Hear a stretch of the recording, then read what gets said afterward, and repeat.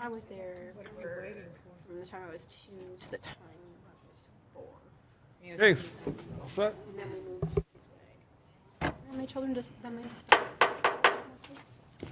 I would like to call to order the Fraser City Council Budget Workshop Meeting for Thursday, March 31st, 2022 at 5:46 PM. Please stand for the Pledge of Allegiance.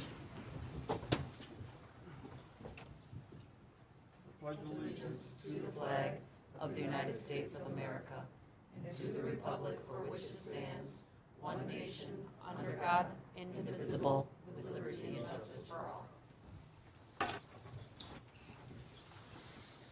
Thank you. Apologize for the technical delay for you people who are online and in the audience today. Cindy, could you please do roll call? Councilmember Bransky. Present. Councilmember Blanky. Present. Mayor Carnegie. Here. Councilmember O'Dowd. Here. Mayor Pro Tem Shornack. Here. Councilmember Sutherland. Present. Councilmember Nowicki. All right, Mr. Wickey will not be here tonight. Councilwoman Shornack. motion to excuse David Winowicki for this evening's meeting. Second. A motion and a second. All in favor? Aye. Aye. Any opposed? Motion carries. This time I will entertain a motion for the approval of the agenda. Councilwoman Baranski. I'd like to make a motion to approve the agenda. Second. A motion and second. Any comments and questions on the motion? All in favor? Aye. Any opposed? Motion carries. Citizen participation on the agenda items. It's just the budget. If there's anyone in the audience or online who would like to make any comments now that won't be here for the duration of the meeting, please make yourself known at this time.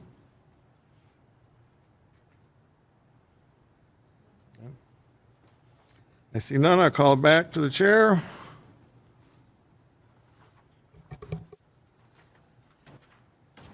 Okay.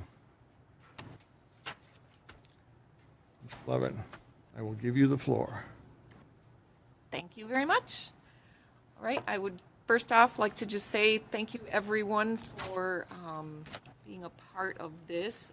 It's been a challenge trying to work with a brand new budget with all new department heads, and I know quite a few of the council members have not been through this process, so I think it will hopefully be a very easy process, and we'll be able to kind of take a look at the budget live time and be able to make changes on the fly.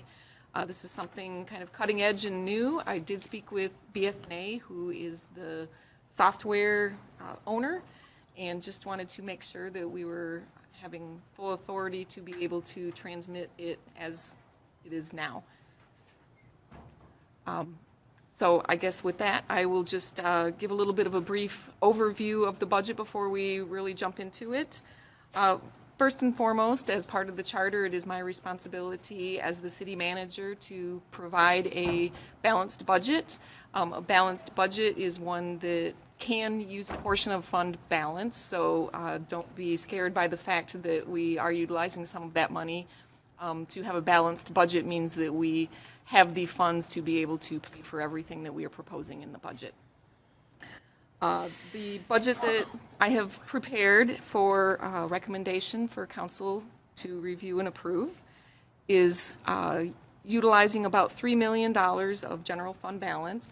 Right now, we have about $15 million of fund balance, so this budget would get us to about $11 million, which still is a comfortable amount for fund balance in the general fund.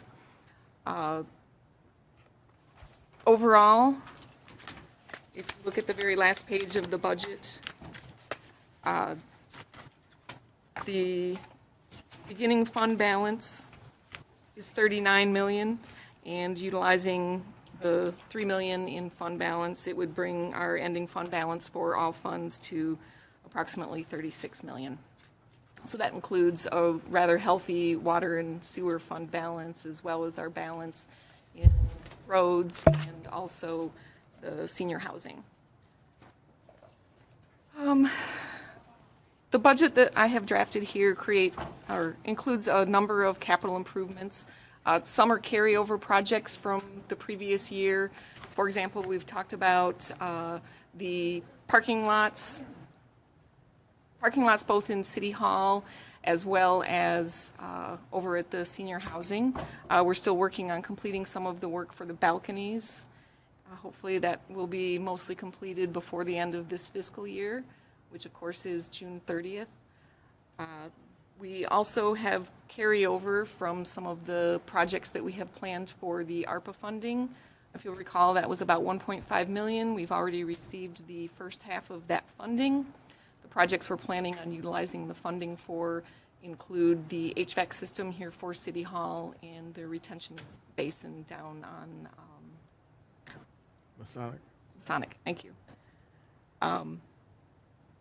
So one thing about the revenue is that we likely will have a millage reduction fraction.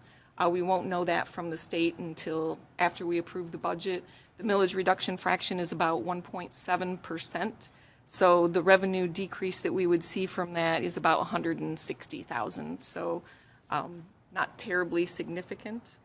As far as the revenue amounts, I have matched what we had from the previous budget. So the millage rate, the PA 33 rate, and the ambulance funding rate, I have carried those through to this year.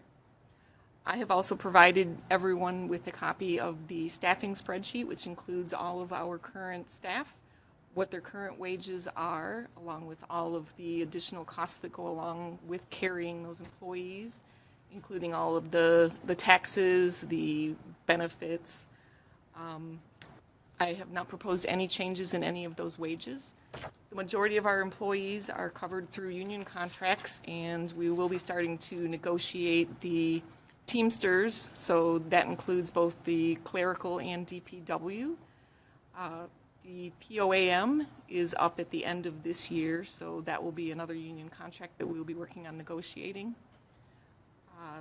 That leaves a bit of a gap with a couple of employees. The salary employees, the majority of those are all of the department heads, which none have more than a year yet at this point, myself included.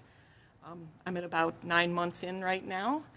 It's been a wonderful 9 months and certainly look forward to a lot more. One of the things that we did talk about is doing the employee evaluations, and we are working on moving forward with that. So I would have the expectation with wages, it would be something that would be brought back before council for anyone that I felt was necessary to have any type of wage increase.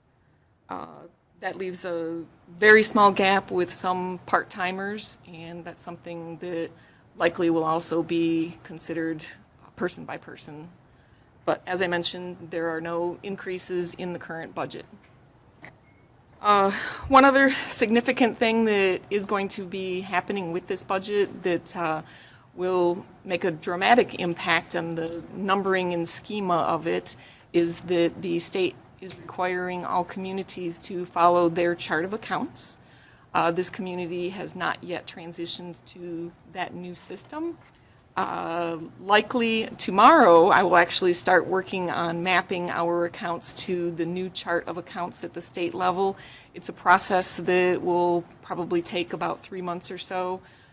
We may be fully mapped through BS&A to the new account numbering by the time we have the new budget start. It's not going to impact any of the numbers or the spending from what you approve at the public hearing. It's just going to be moving some of the numbers into different accounts. One of the things that we also will be doing and through this chart of accounts process is really compressing some of these accounts. We have a number of departments that have line items for things like supplies, materials and supplies, business supplies, things like that. Obviously, all of that is going to be consolidated into one supply account. It does make it very difficult from an accounting perspective to determine what the delineation is between each type of account and what goes in where, so it'll make it easier for everyone, including you, because you will be able to see from one account where we are from a funding perspective and the spend for the year. So with that, I'm going to step into the revenues for the general fund.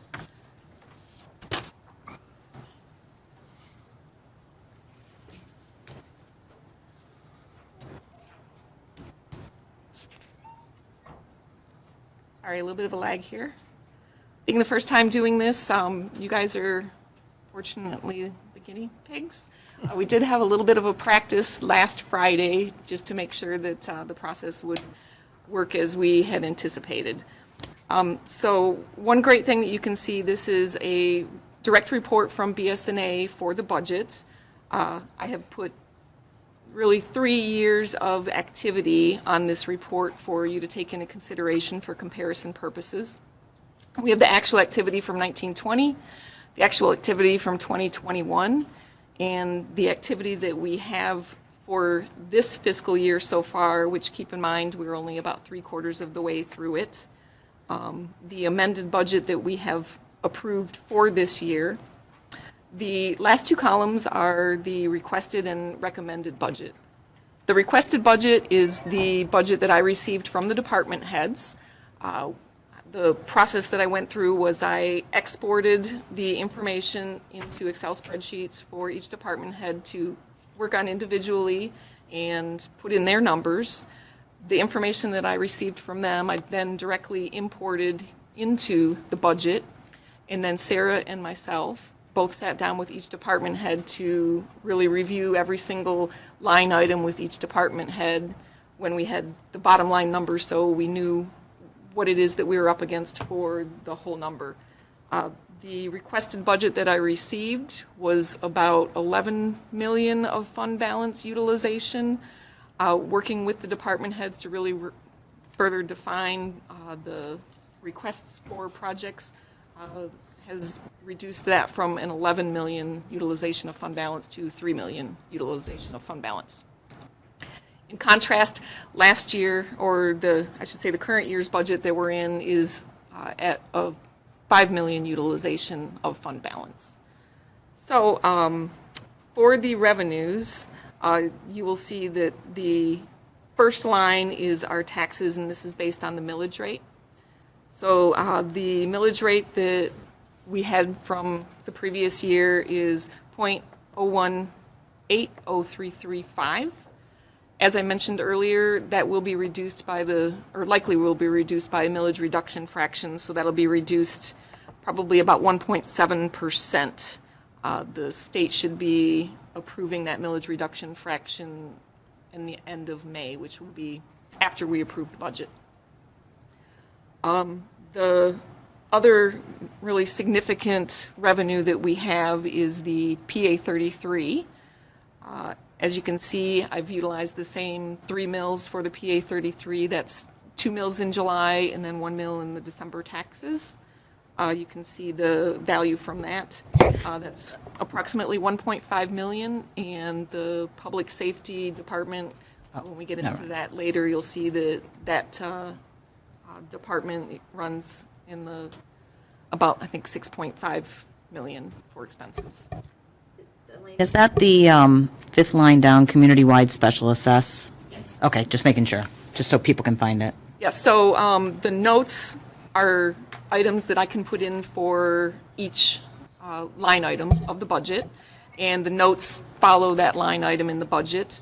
There are times when, for some of the line items, I put in each individual item, and then it will have a total. So don't get confused thinking that we have the total and then a whole nother set of numbers. So it's just, it should match out. So there's a bold total at the bottom of ones that are split out separately, and that just equates to the line above.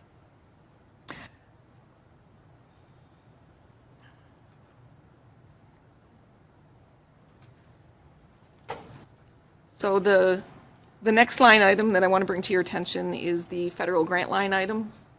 This is the ARPA funding and the election security grant. You'll see here where these are 2 separate line items. They have the total, and it matches the number that's just above that. This is the other half of the ARPA funding that I had mentioned that we're getting of the 1.5 million.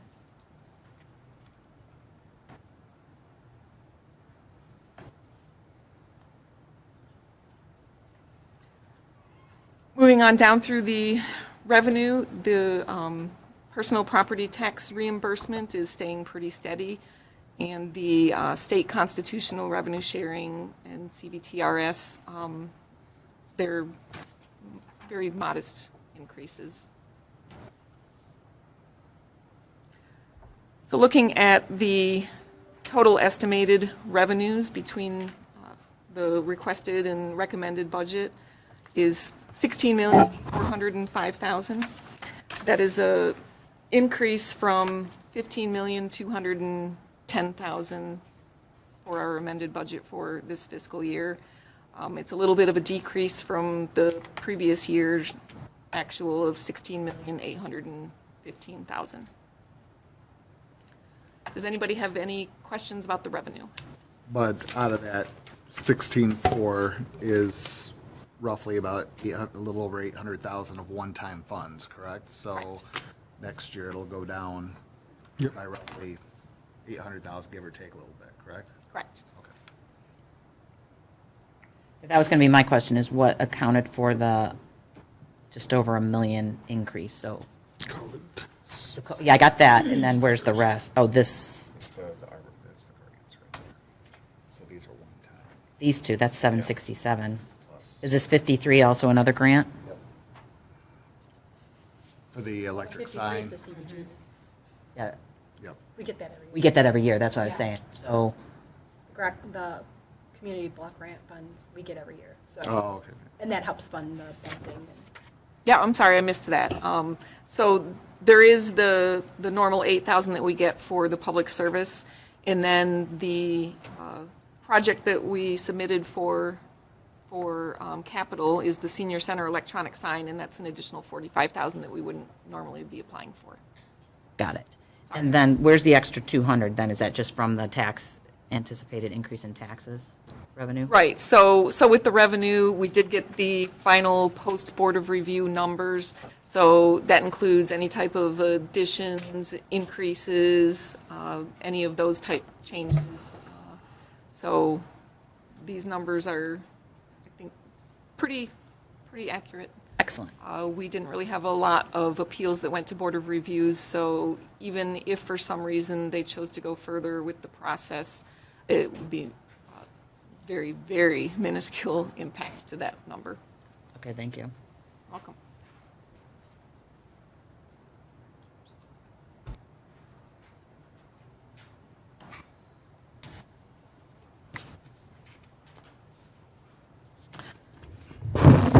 So if we're done with the general revenue section, we can move on to the first department, which would be you guys, City Council. We have maintained a pretty stable budget for that. One thing that I just wanted to draw to your attention, and this will be part of the consolidation, the chart of accounts project as well, is under memberships, a lot of those were split out and in some different places, and with the Chamber, MML, SEMCOG, and Clinton River Watershed Council, these are all things that the city is a member of.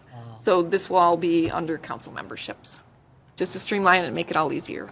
It's not our memberships, it's the cities, but we're not getting a raise.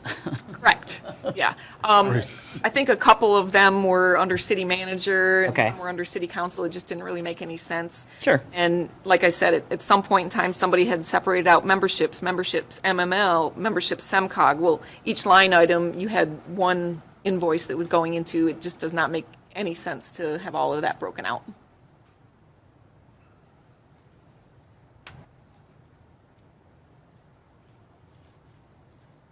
All right, I will move on to the district court budget. This is a budget that the district court prepares and forwards on to us. We don't really have a lot of say when it comes to their budget. They have their own union. They obviously are over in the district court building with Roseville, so there are costs that they have to pay a share of. And then the head judge is the one really that is the oversight for any of the budgeting process and expenditures that they will have. There has been a change of the lead judge at the court. It was 3 months ago. It's now Kathy. Toko? Oh, nice. Yes, Oh. yes. So I have a meeting set up with her and members of the district court next week to kind of talk about their budget and their expectations for process for any type of expenses or anything that come out of their budget. I think she is going to be a great person to really oversee their budget and manage and make sure that all the expenses are really in the best interest of the court and the city. Do you know if they're in full operation at this point yet, the courts? I think that they are pretty close to full operations. Big Yeah. Small claims is back up, they're Yeah. back up. I think they might still have some things that they're doing Zoom. A lot of the offices and everything, they're open and kind of back in business. So, yeah, they're That's good. moving in the right direction, definitely.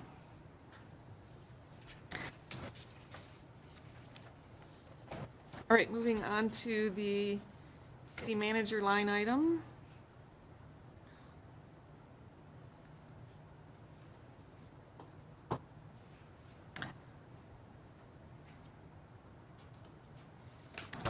Not really a significant change here, except for bringing Mary on from the Robert Half contracted position into the full-time position in the city manager department. And then, obviously, the wages for myself. These are the two people coming out of this department line item. There is a line item here, medical provider services. This was where a lot of the costs for any type of testing were being pulled out of, and a lot of the COVID tests were coming out of this line item. So if someone was potentially sick and we had to send them out to get tested, this is where it was being charged to. I'm not quite sure why it got into city manager. That's another thing I think we'll be looking at when we are changing the chart of accounts to see if there's a better fit for this line item. Likely it might be like HR department or something like that. But like I said, the numbers won't change, but there is a reduction in that in the budget. But why is there still $5,000 then being put into 2022 and 23? It covers our pre-employment screening and our occupational health services that we receive at the Henry Ford Occupational Clinic. So anybody that's going in for pre-employment drug test and physicals, that's where it's going to be allocated to. Yes, moving it to HR would be way more appropriate. I have a question then. So the Mary's position, that in the past was a part-time position that was under the clerk's office, and now it's fully recognized under the city manager? Correct. So just so that people, when they look and they say, we didn't increase almost $100,000, we added a half a person, but put the entire amount. So you can't look at any one line item Yeah, because, So previously, it was actually under the clerk for contractual, got it. because that was a contract with Robert Half. And Okay. now with her being an employee, we had to put her in a line item, and then all the costs that go along with that, which are part of the employee spreadsheet. And so we're not splitting her, I know they did this in the past, and we'll get to it. You're not splitting her time is split between the two departments, but you're assuming all of her expenses under your department? Yes. Okay, that's fine, as long as we're aware of it.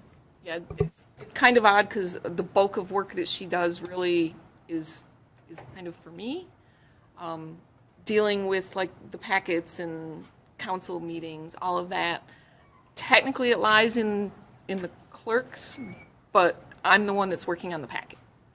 Even though the final ownership of maintaining the documentation is in the clerk's department. Sure, and I'm assuming at election time, it shifts and she does a lot more with Cynthia in terms of those kind of projects, so. Yeah, and she's Ebbs and getting trained on that, and that may be something when we do the chart of accounts change, we might be looking at that. But it doesn't really make a difference at all because it's all in the general fund. No, correct, right. I just want to make sure we all understand, and then, because this is a new process, and so Yes. someone's going to go, oh my gosh, look they added $100,000 to the city man. No, we did not. Not at all. Okay, so because that's the first thing I did. I'm looking at 2021, and I'm like 153 to 25. Yep, so what I can actually do, kind of for like the final draft of this budget is make sure that I include a note in there Okay, so that I can have a clarification as to why this department is different. that's awesome. Thank you. All right, any other questions about this department? All right, we will move on to assessing.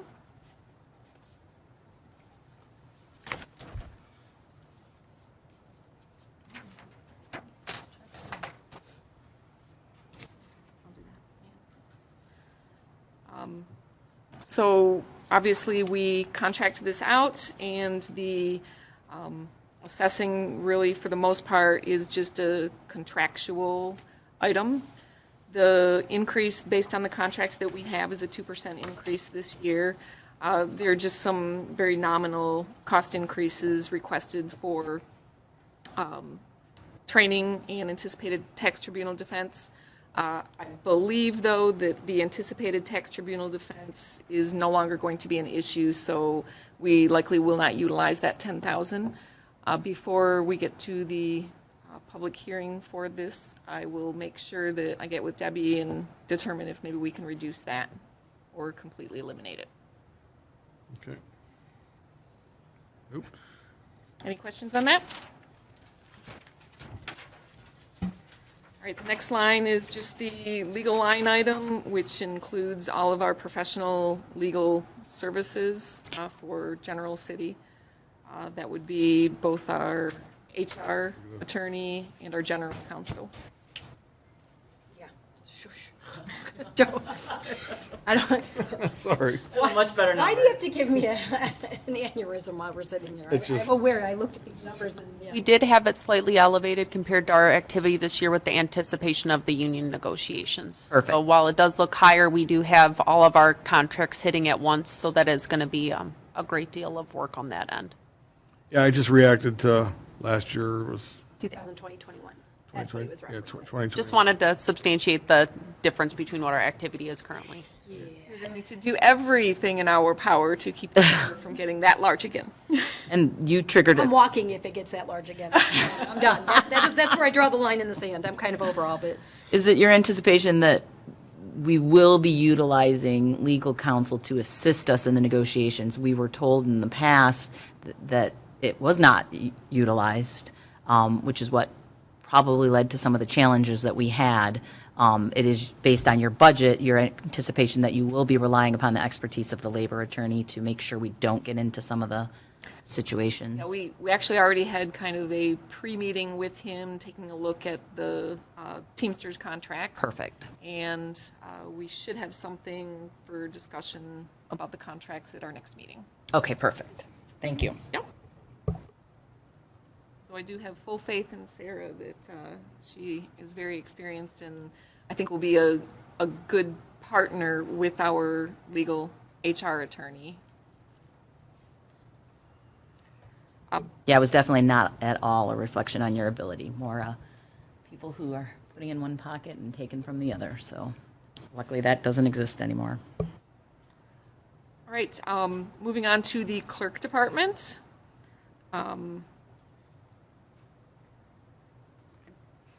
We have just kind of quite a few notes here, and obviously a lot of changes in this line item because of the shuffling of people, moving Mary kind of to my department. Cindy will be going from taking the insurance stipend to taking the insurance. We've got some election things that we need to take care of. You will see the note on line item 101-215-801-800. That's the professional services line item that I referenced that Mary had been taken out of and was moved into the managers. Certainly utilization of the Clerks Association training is something that I fully support. We need our clerks, especially now with things becoming more and more difficult, to have the proper training to do the job that they need to do. Any questions about the Clerk's Department budget? Nope. All right, we will move. No, I do have one question. We are updated with all the voting machines, voting equipment. That's not going to come back, and we need a bunch of stuff in November. About the only thing that we're going to need, I think, is one more laptop at this point in time. Okay. And there is a grant that is out there, and that hopefully should cover the cost for it. Okay, great, thank you. Next department we have is IT. The most significant cost for this is our professional services and our contract for software. Our professional services are with IT Rights. They have, I think, been doing a good job given all of the turmoil that we have had here in the city. One of the big projects that they recently helped us with was the server upgrade. And the next thing that we'll be working on with them is migrating from Google to Microsoft 365, so that should be coming soon. I feel like things are starting to get a little bit easier. So I think I had mentioned in the past that though Sarah was hired on with the title and the job of IT director along with parks and everything else, we've kind of been co-sharing the duties, so we're both full administrators, and we both work with IT right at that level. It's actually really been beneficial because that way people have an opportunity to really come to either of us if they have a problem, so we have a little bit of built-in redundancy with that. I just want to briefly mention we have the part-time wages in there, the part-time communication coordinator. This position is the person that is in charge of updating the website, the cable station, Facebook. Unfortunately, the person that we had in the position did put her notice in. I think her last day is tomorrow. So talking about staffing, which maybe we'll get to that at the end, we certainly want to be able to refill that position as quickly as possible because we started making some headway, and we want to be able to continue that with keeping everything updated so that people have all the up-to-date information. Definitely. Elaine? That part-time employee that you're speaking of, under the IT, Yep. the salary of $37,000, that's for a part-time position? I think that's 25 an hour. It's based on 25 an hour with the estimation of 1,080 hours. It based on her or the individual we had in that position, she wasn't working up to that. She was working roughly about 20 hours a week. So that would be the top end estimate if the person was to work the max 29 hours for the 52 weeks of the calendar year. So Okay.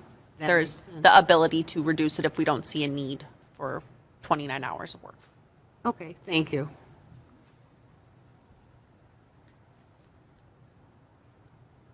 Any other questions in regards to the IT department? No, but is it your plan at the end of today's meeting to discuss the vacancies and make sure we have that? When we get to the staffing spreadsheet. Okay, yeah, just I'd so like we don't to- forget about, we forgot about it the last meeting, so I don't want to forget about it this Yeah. time. I'll go on to the finance department.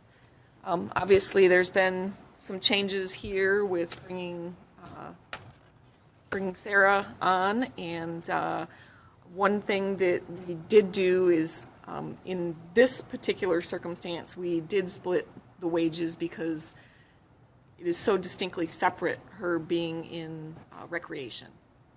So both her and the part-time person that we have billed to the finance department are both split half and half between recreation and finance. Other than that, there isn't really a significant change. There is a employee that is eligible for longevity pay, so that would be the reason for the increase in that line item. Any questions?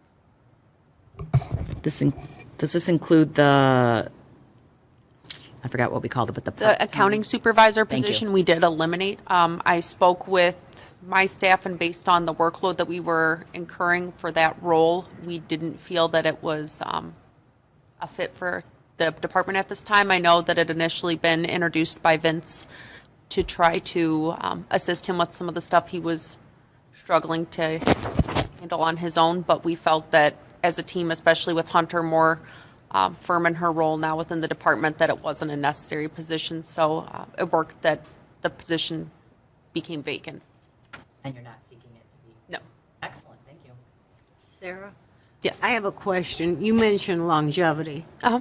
What are the guidelines for longevity these days? It's You know, could you in the explain? clerical DPW or Teamsters contract that allows for, I believe, once you hit 5 years within the position, that you are eligible for the longevity payment, and then every additional year you obtain an additional sum that's added to that.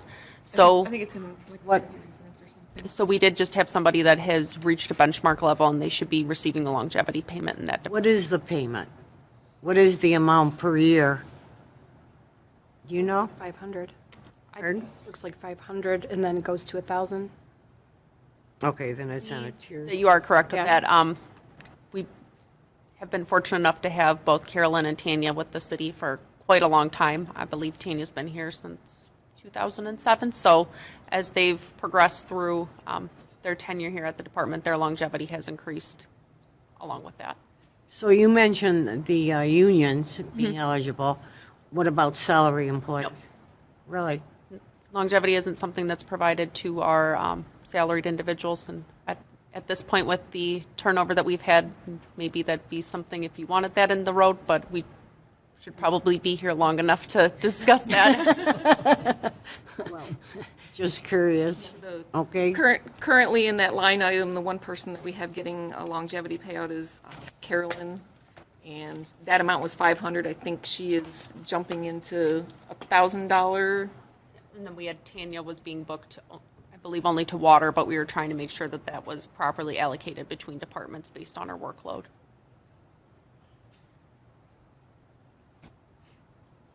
Oh, speaking of which, since you mentioned water, why are my water bills not coming out on the 25th? It still didn't come out today either. So The ACH payment didn't?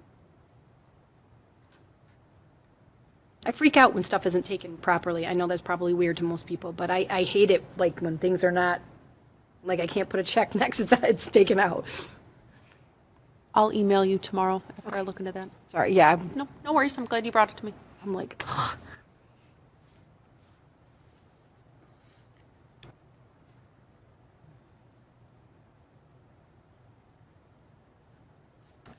Any more questions about finance? All right, we'll move on to the City Hall budget, which, this is another one that is kind of an odd department. What it really is just some of the cleaning and maintenance of the City Hall building. We have a part-time person that's billed to this, and then obviously the utilities. And no significant changes planned there at all. Just with energy costs going up and whatnot, you think it'd be prudent to up that a little bit, just because overall energy, gas, everything is going up pretty dramatically. So we haven't really reached the benchmark this year to that level. And looking at some of the numbers for how things had been budgeted before in utilities, I guess maybe this is part of a pet peeve of mine, is that you cannot budget it down to the dollar because it is still too much of an unknown variable. And I think part of the reason why that was is that budgets in the past were probably just increased a certain percent year over year, so those numbers just kind of kept going up.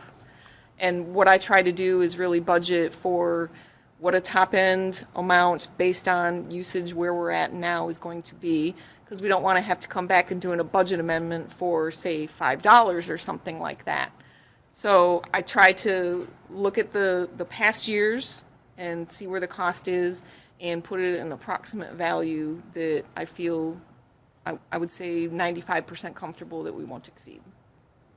And certainly it's not something, it's not my way that I budget, that I just throw in a big number knowing that we're going to come under it. So if you look at, say, electric, 1920 was $50,591. Following year was $51,802. This year we budgeted for 47,000. We're only at 33,573 right now. I feel comfortable that 50,000 is a number that is attainable for us to hopefully maintain for several years to come, and would not need to change that number. I would think that one of the reasons maybe for this decrease in electric is hopefully we're working a little smarter and hopefully changing more bulbs and equipment to things that are more energy efficient. So I think 50,000 seems to be a good number for that line item. So that's kind of my workings on how I come up with some of these numbers. Normally, I would agree with you, but we've had the biggest inflation in the last 12 months that we've had since late 70s, early 80s. So that's just something I'm mindful of, especially like with gas and stuff that we haven't got into yet. But I think that's something we should really consider, at least for 1 year. I mean, just So my looking at where we are now, so we are 3/4 of the way through the year, pretty much with these numbers. And the 33,000, that's about 11,000 a quarter. So I'm looking at the number that we may be close to like 45,000 this year. Okay. So that's how I thought that probably the 50,000 was adequate. Okay. Certainly, as you know, we can always do a budget amendment as we need to. One of the things that I talked about, I think it was a couple of meetings ago, is the way that we budget. And part of that is that if we budget from a department perspective instead of a line-by-line item, which I understand, I think we actually do, but in the past, any of the amendments were always done line by line. If we do it department, the way that it's approved, then we don't need to come to you for every single line item that's like $5 over, which I think we had an amendment at our last meeting that was for council that was $5 over. Yeah. So also, one of the things that we're going to start making sure that we do is including those financials in each packet, so you guys see where we are every month. Thank you. Yep. Any more questions on the City Hall budget? Actually, one. I'm just assuming that the engineering cost that you're expecting is for our new heating and cooling unit coming in. Otherwise, what else would we need engineering costs for at City Hall? Which line item? I'm on the next page. I'm on page 6 of 33. It's the third one. It says engineering services. That's empty. There's nothing budgeted. So one. Oh, I'm sorry. Okay. So one You thing. need a ruler. One interesting thing about this City Hall department is that it's really more like buildings and grounds. So this may very well kind of get absorbed into something else when we're going through the process of the chart of accounts. So I don't know where all of this is going to fall. But like I said, it's not going to change the budgeted number. We're not going to be like increasing any numbers or anything. It's just numbers are going to be shuffled around, and certainly when we get to that point, I will inform you and educate you as to what the changes were. Anything else? Yeah, because if you did the parking lot, it'd have to go under City Hall. Well, yeah, City Hall is more a building, and conventionally, most communities have buildings and grounds. And a lot of that is kind of under DPW. So it's kind of odd that for some reason, this particular building was parsed out.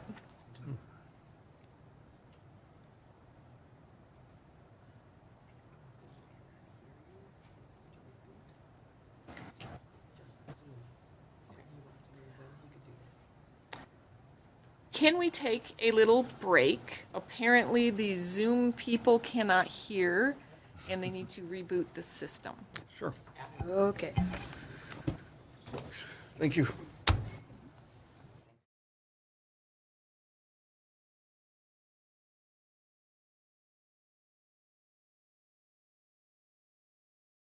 Order at 7:03, and if there's any areas that need to be go back and looked at, this meeting is recorded and will be available if you need to go back and check some things, but we'll continue on, and it might come up while we're going, so we just need to move along. All right. All right, I think where we previously Notice on the screen or something? You will. Where we previously were was City Hall. I think we had wrapped up discussion with that, and just wondering if there's any more questions, or can we move on to the Activity Center Department? Moving on. So moving on to Activity Center, this is kind of similar to City Hall, is that this is kind of buildings and grounds. You'll see the note there that we consolidated wages to the 101,750 account, which is actually the Senior Activity Center account. Other than that, I would once again anticipate when we do the chart of accounts in the future that this is something that will be enveloped into a buildings and grounds type account. The next department, Baumgartner House, that also is same type, similar circumstances. But we do actually need to change that budget. And the reason why is because that building is owned by the city. And while the volunteers are great and they help out, that roof does need to be replaced. So we definitely need to put money in there for the capital improvements. We would likely would put that in the capital improvements, so that would be like Department 401. Okay, but do we have it in there? We do not, no. Okay, so we definitely should we should get estimates this year, because I know that they've saved that $15,000 for the roof, but let's just face it, it's just gonna get more expensive from here on out. Is that something we would be looking at, conventional shingles or a metal roof? That's what I'm saying, I get with the group there, I'm gonna say, Maintain the integrity of the home, so Yeah, we have to for- get the older type shingles, yeah. Shingles, okay. asphalt shingles. Trust me, I would love to put a metal roof. Love those.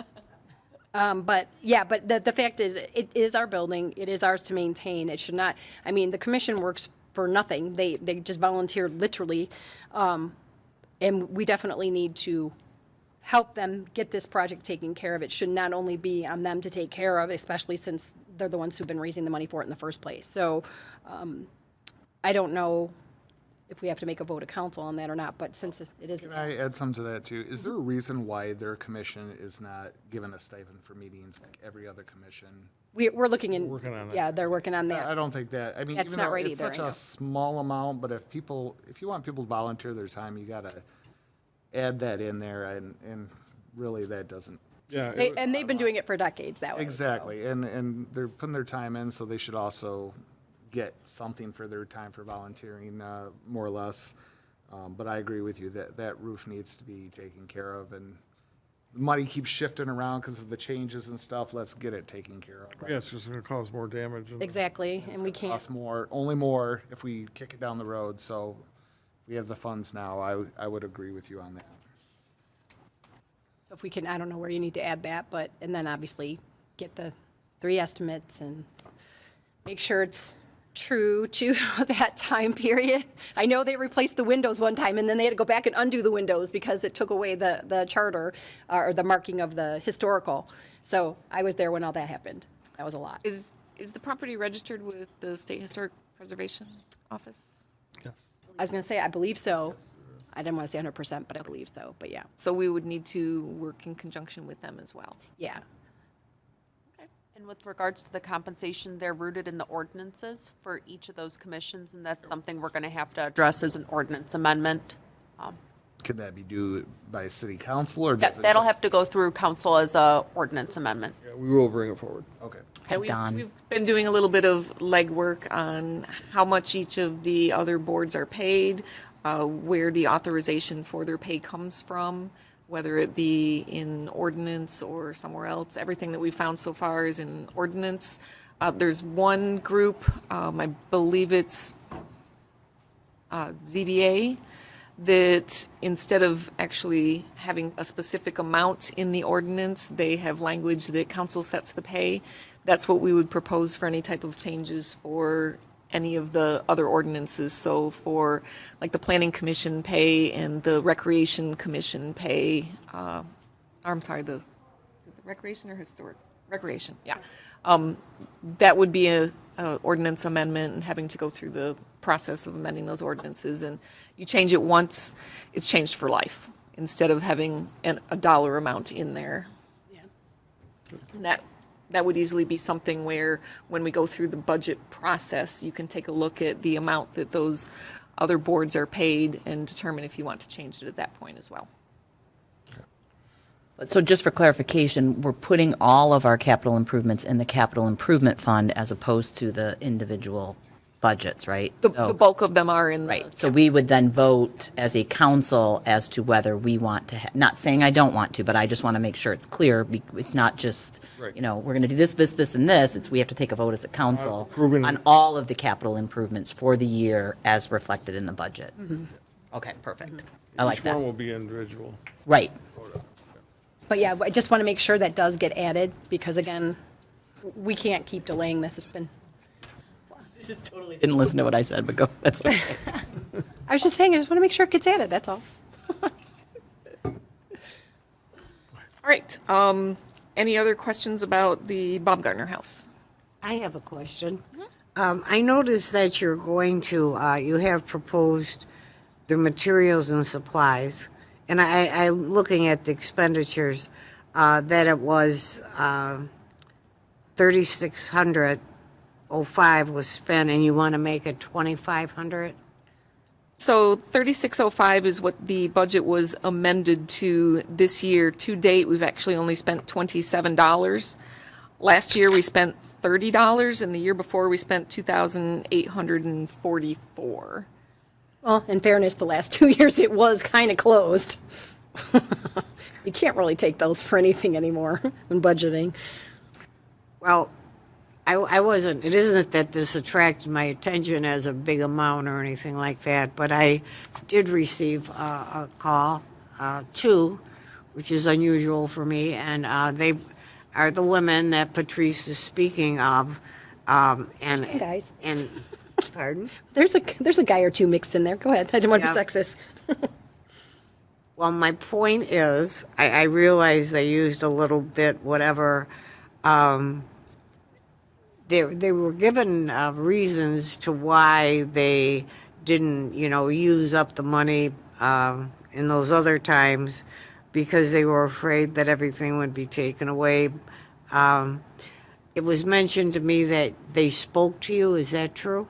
That the people from the Historical Commission did speak to you about their budget being lowered? So that is a different line item. This is the Baumgarten House. Baumgartner. The one that I was looking at and got some communication from the Historical Commission was for Department 746 Historical Commission. This is just the actual house. Okay, I'm sorry. Yeah, this is another one of those misleading things where this really is Okay. just the building. And like I had mentioned previously, kind of rolling these things into buildings and grounds and having kind of that separation makes it a lot easier from a perspective of accounting, Page 10. what gets charged where. Okay. Page? Page 10. 10. Okay. It's on page 10. Anybody wants to know. Okay, well, Save that question. do you want to just wait till we get to page 10 then? Whatever you're, whatever. Yeah, you'd like to we'll do. get there and I'll be able to And I explain that. apologize. No problem. We are hopefully going to have an easier budget after the chart of accounts. It's going to be a rough year dealing with the change, but once we get through it, I think it will be much easier to follow and understand. Any other questions on the Baumgartner House? Library building, we haven't really historically budgeted anything there because the library's really been the one that's been taking care of that. I know that there are some greater issues and potential future plans for the library that I think will be really addressed at a separate time and place. And if for some reason it would necessitate a future amendment for that, we can certainly do it at any point in time. Next, we get to DPW building, which once again is the building, really isn't anything else. And this budget, we're just pretty much maintaining a pretty consistent expenses there. For HR, this is the line item where we had Amy Cell Talent that was being billed out of. In lieu of that, we are just going to be really charging it at this point in time one item to it, and that is Applicant Pro, which is a software suite that sends applications out to a multitude of sources when we're looking for job hires. Any other questions on that? All right, that brings us to Department 301, which is Public Safety. I have obviously provided you the budget information that I received from Captain Bisbee regarding this. One thing to keep in mind is that we did not put in any increases in pay, obviously because POAM makes the bulk of this up, and that contract is up for negotiations at the end of the year.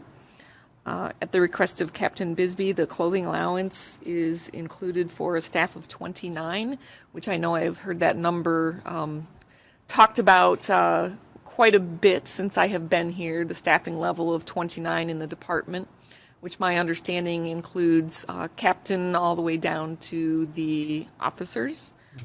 There are also some increased costs in here for new hire expenses because we are seeing, it seems like quite a bit of turnover in the department. It unfortunately is kind of a sign of the times. Also, there is a consolidation of the communications accounts. That's kind of one of the continuing things that I've been talking about with the chart of accounts, is that we're going to be consolidating line items together into less line items. And then also state funding for the professional development. I actually did talk to Captain Bisbee about this today. We do need to change that to 5,000, and then we'll have a matching revenue to go along with that. It does still need to flow through the city budget. It won't be going, I guess, directly to Oakland Community College. And then from the contractual basis, Clemmis has a 3% increase that is included in this budget.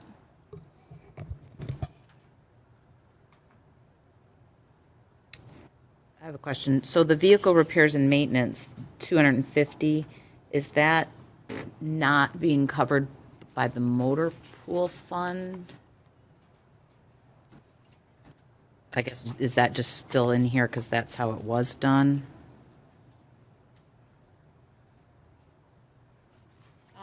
Captain Bisbee, you want to come up and address that? Yeah, so what I can say about that fund is I have not paid bills from that fund. The money is budgeted, but it's all been coming out of the DPW motor pool stuff. So repairs for the fire trucks and the patrol vehicles and any of our other fleet, that's all coming from motor pool. So it's not coming out of this. So even though it's budgeted here, it's actually coming? Not being used, correct. Got it, okay. And that should be something that when we're doing the chart of accounts, that all of that will also be better sorted out. In previous years, obviously you can see that 290,000 has been coming out of that.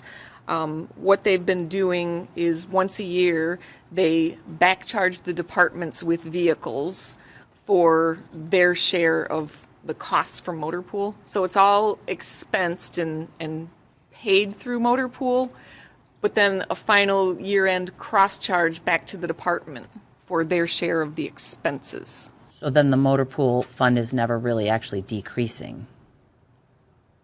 Because I think right now it has like last year it had $1 million in it. It's towards the back.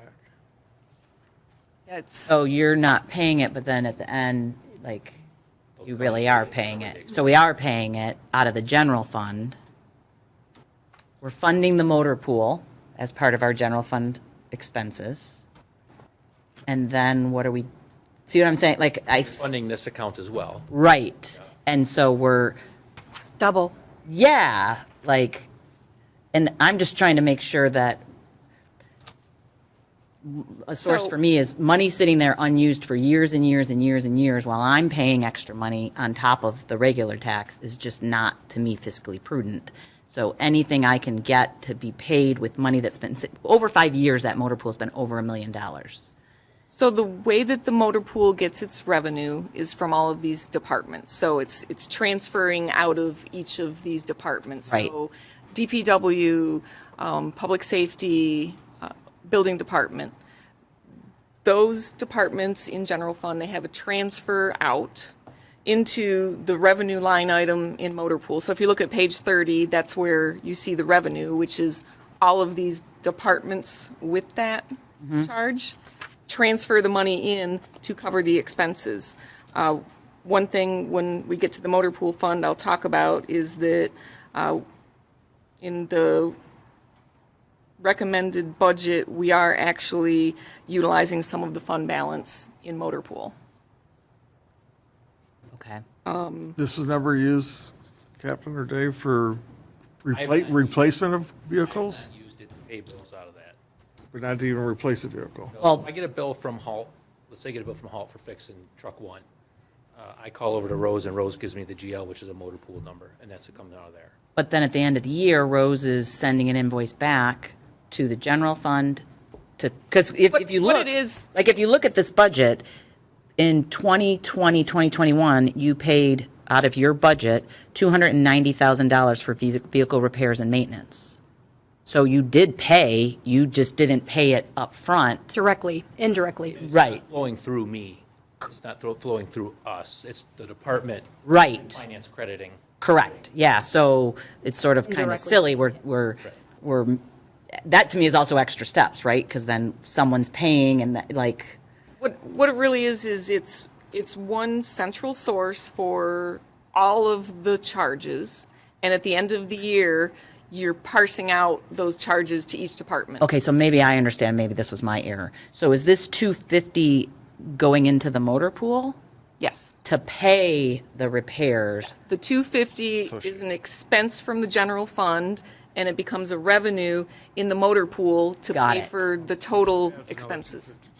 And each department, you'll see each department has one of these line items that makes up the $775,000 in motor pool to pay Okay. all of the expenses that come throughout the year. Got it. So motor pool is kind of like a clearinghouse that everything gets charged to motor pool throughout the year. And at the end of the year, you analyze how much from each department was spent, and that department gets charged for what those actual costs were for the year. DPW should have the same thing. And there's Yes, DPW does, building department does as well. They have, I think, 3 vehicles. Okay, and so that's, I think, what we were talking about in the past, was trying to possibly the way Public Act 33 works, whatever your budget is what we can implement the mills up to, right? But as a way to decrease the general fund budget, if we could decrease the amount of contribution into the motor pool, and not just your budget, but you just happen to be first, so. That was something we were looking at in the past, and we didn't, thank you for explaining it, because that's the first time hearing how the motor pool was working. We asked for it, and were never given that explanation. So maybe at some point in time to reduce some of that motor pool fund. Right. You would not be transferring in to cover those expenses. Right, so therefore then you can decrease your overall budget, and $100,000 is $100,000 because whatever the mill's gonna be, if we decrease it a quarter of a mil or a half of a mil, that's real money in all of our pockets Yeah. as residents. So you've got 800,000, so getting close to $1 million of your 3 million you're going into fund balance in the general fund for. Right, Exactly. You're increasing, Okay, or I can't really say increasing, because you are going into fund balance 45,000. got it. And then none of this cost, this 250, is not to purchase anything. This is just to maintain what we have? Yep. Okay, perfect. I got a question on line 801. Professional and contractual services is kind of all over the place the last 4 or 5 years here.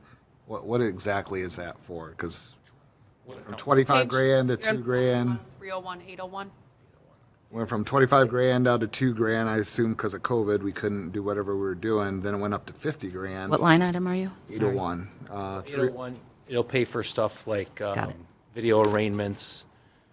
It could pay for, like alluded to by Sarah, would be physicals, psychological exams for new hires, stuff like that. Okay. And also, other things that could have been other, like our forensic software, so we're not planning on keeping some of that forensic software, because we're anticipating a retirement in the person who uses that. So that's pretty expensive, almost $10,000 a year. Okay. So. All right. Thank you. So can you clarify for us, how many sworn officers do we currently have today? 27.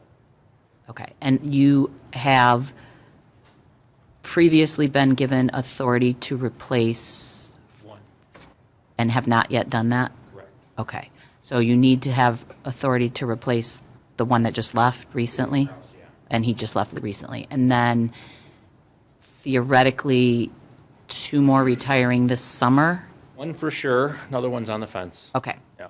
all right. And so, but we're not having a lot of luck getting applications? Yeah, and that's not something I'd really like to discuss in a public forum. Okay. We could maybe, Well, I guess, just trying to explain why we have a delay, because this impacts our employees, obviously. Just confirmation that, yes, we're not getting, you know, when you applied and when my husband applied, 100+ candidates, and you had to have all these things, and I get why, it's a tough job. And a lot of people are hiring. Are we taking, pardon me? More than hiring, they're taking over entire academies. They're what? Taking over entire academies in the fire academy. Oh, really? Like, Fire academy, Warren they're- took over the entire Macomb Fire Academy this semester. what do you mean? Warren Fire. Oh, they just filled the whole thing with their new hires? hire everybody who's in academy. They graduate.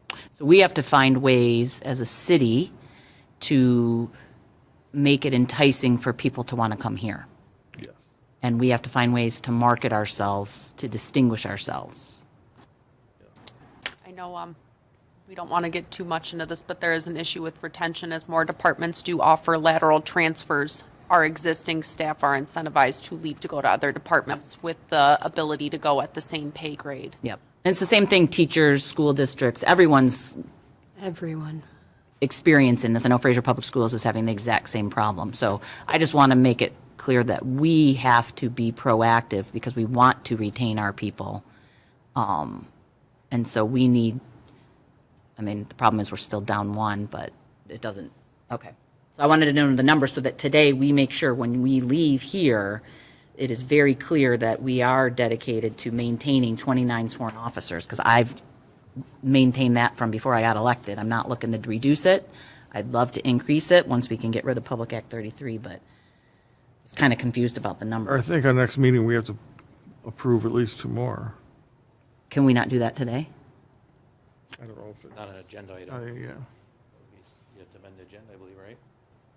Well, it's part of the budget. Oh, we'll do it today and then we'll do it again next week if Dunn says we have This, to. this I mean, I budget, could add it to the agenda if you think another few Yeah, we days can is gonna vote make to a add it. difference, but but this budget is for 29 officers. Whether we have vacancies or not, that's kind of the. Yeah, we're not adding to the We're not budget. adding to the budget. So, and in your view, Authority to go out there. Correct. When the opportunity comes for us to hire that person. Bingo. Yep.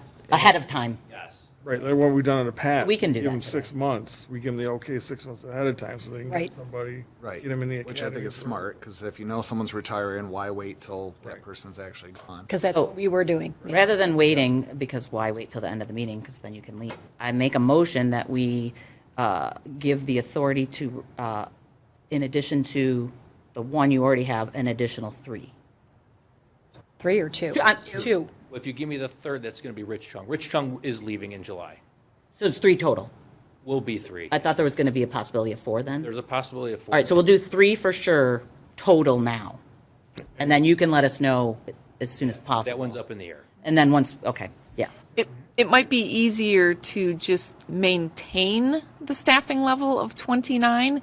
That way, when people do leave, he can be in a position where he is prepared with a list of people that can backfill positions. Yeah, we had just had the prior exit transition plan, whatever we called it, was that the. Succession planning. Thank you, that's the Gives us word. the authority to hire in advance. Exactly, so that this allows him, because right now, if you hired the 2, November was when they'll be deployable because they got to go to the. right, but you wouldn't have the 29 would be met. This allows him to go over 29 because in fact, before you really get them up and running, we're going to be down to 28. So that's my motion, is to make sure that you, as of today, have authority to hire 3 public safety officers. Second.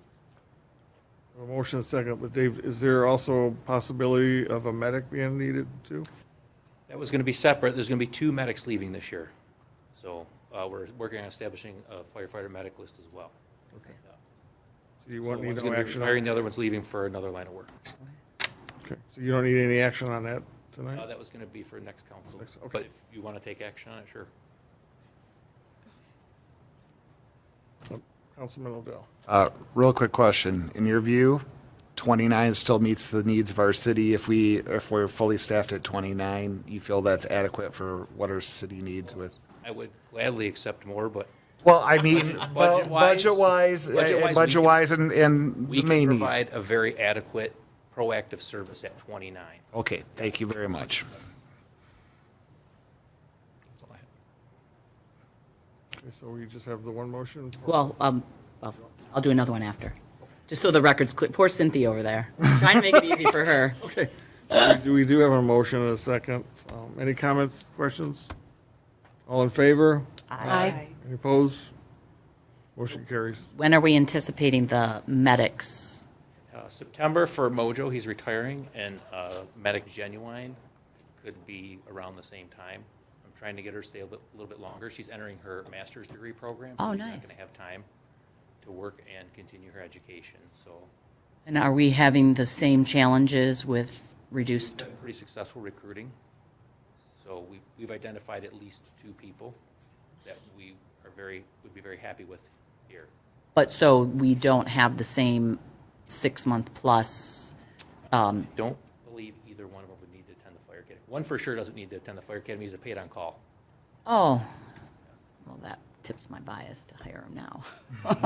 I guess, no, what I was trying to ask was the lead-up time to get them in place is not as long. Correct. So because we're trying to be fiscally prudent, do we have to do it today? Because September is still a long way away. But it's not with the police or the public safety.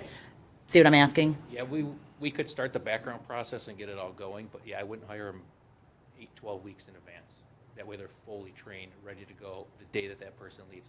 But I would want a letter with the retirement date so I could understand when they're leaving. So Right. that way I could plan it in advance. Right. So in other words, this can wait till our next meeting. Bingo. Okay. All right, thank you. Then yeah.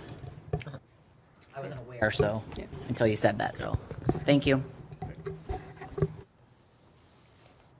And then I just had one question on where it says bad debt expense for 2021, 22. What was that?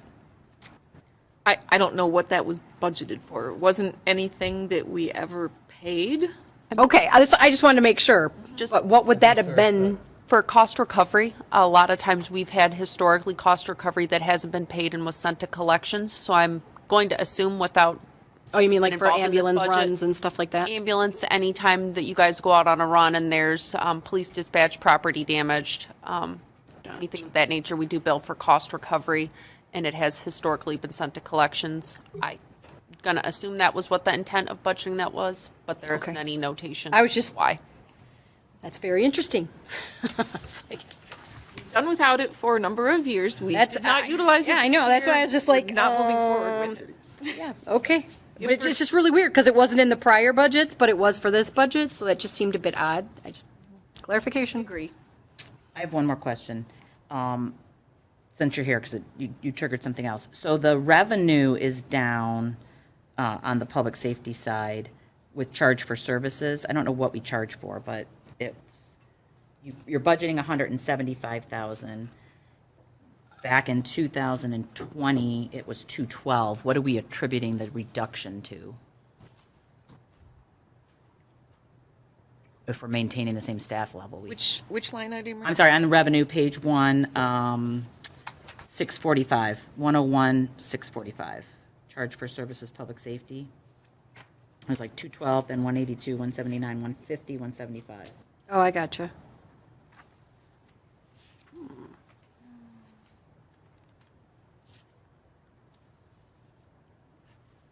I don't know, tickets down or, I can tell you statistically, we are in line with previous years. So it may be something that's going on at the courts. okay. Oh, like COVID? That's why I asked. You have no cash bonds, a little more leniency, the way the judicial system's leaning. Yeah, turn on your. Dismissals, plea deals. Oh, this is revenue, that's what I'm trying to figure out, like, because that's a big change, from, that's, Well, if you're getting low, but if 30. it's above, then that's just icing on top of the cake. And that was something that we discussed in our meeting. Our calls for service have exceeded what they have historically. Traffic contacts continue to increase, so it's nothing that our PSOs are doing. right. It's on the end of the cost recovery again with Okay, the so- courts and the ambulatory services. We're not getting the money we used to get for those kind of contacts. Yeah, Okay. that would be our assumption without seeing the court data. Perfect. Just want to, so when people ask, thank you.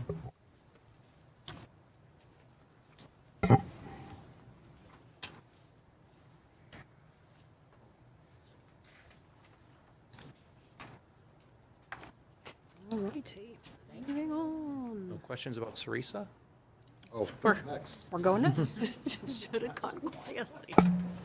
We already know. We already know That's a big one. I figured that would, Well, we already knew that contract was going up. That was, We were looking for others, right? Aren't we looking at we're the county? exploring Comtech, yes. Yeah. Yeah.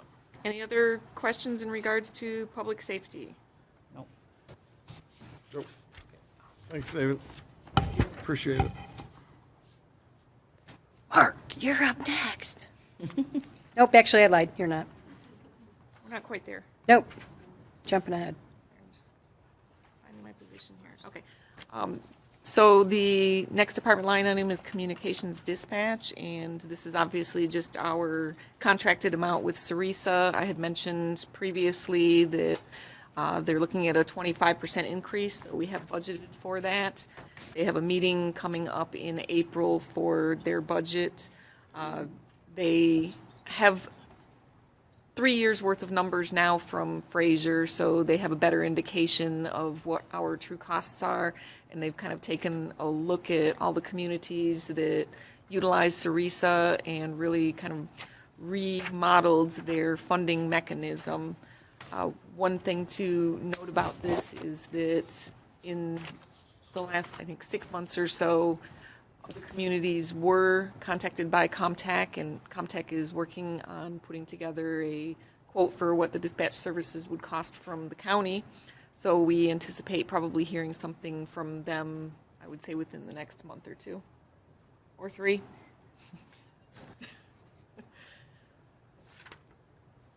So not a lot of options there, unfortunately. Yep. Kathy was right. Let me move on to the building department. Kind of looking at a little bit of some changes here in the building department. So right now, the building department, we contract with McKenna. We have our building official is Brusek, and he is here Tuesdays, Thursdays, and Fridays part-time, which we have kind of found is a little bit difficult for managing the department. We have a part-time employee, Bob Logan, who does I should say, his primary job and what he was hired for was to do the rental inspections. Over the years of COVID, I think he has really kind of branched out and expanded his scope of work. He's helped with some of the minor inspections. He's been a huge help in the office from the perspective of the counter and helping with a lot of people getting permits.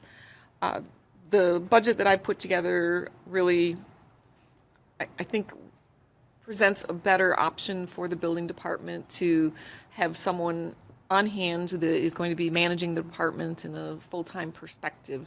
So really the role that I see for him would be more so like the building department manager, not really a director, because we still need to have someone with those credentials to do the full building inspections. He's not certified for that.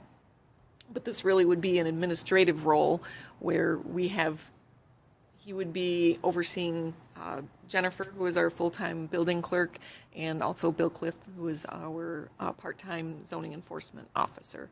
So it's a little bit of a restructuring. Likely we would see a reduction in some of the hours from the building official with McKenna.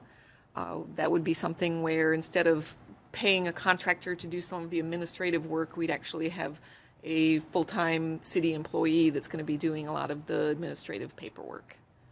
So that's kind of how this budget has come about and some of the changes. Obviously, bringing him on full-time would be an add for the benefits. And then we have a little bit of a reduction in the professional and contractual services down to $100,000. There's the anticipation that it might actually even be lower. One thing to keep in mind for the professional and contractual services for McKenna, a lot of those costs for McKenna are pass-through costs to people that are actually doing the building and the permits and things. So we still have to pay McKenna, and it comes out of that line, but we have revenue from business owners and residents that are doing building permits that help cover those costs. They still do all the blueprint reviews and all that also, right? They would do the reviews, correct. Yeah, Bob does not have the authority to do building reviews. He has gone out and done some like minor inspections, and I think he kind of helps with some of that. Some things, having someone go out and just take photos and get eyes on it is enough for, like, say, the official to be able to issue a permit based on that. How about code enforcement? Code enforcement, we would still be maintaining Bill Cliff part-time. Okay. Councilwoman Sutherland?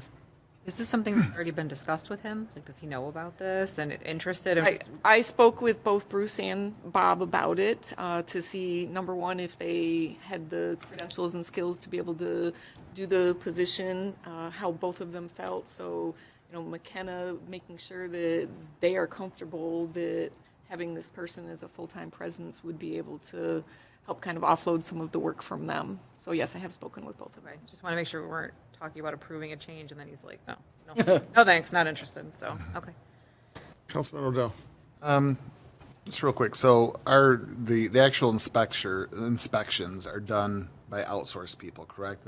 Or Correct. okay, Except for Bob, he does the rental inspections, Okay. and he is an employee. because I mean I've had several contractors, some that were actually doing work on my house, and other people that are in the business have not been too happy with the amount of service that they won't get the inspections till really late in the day, where most cities they call, they're there within 2 hours.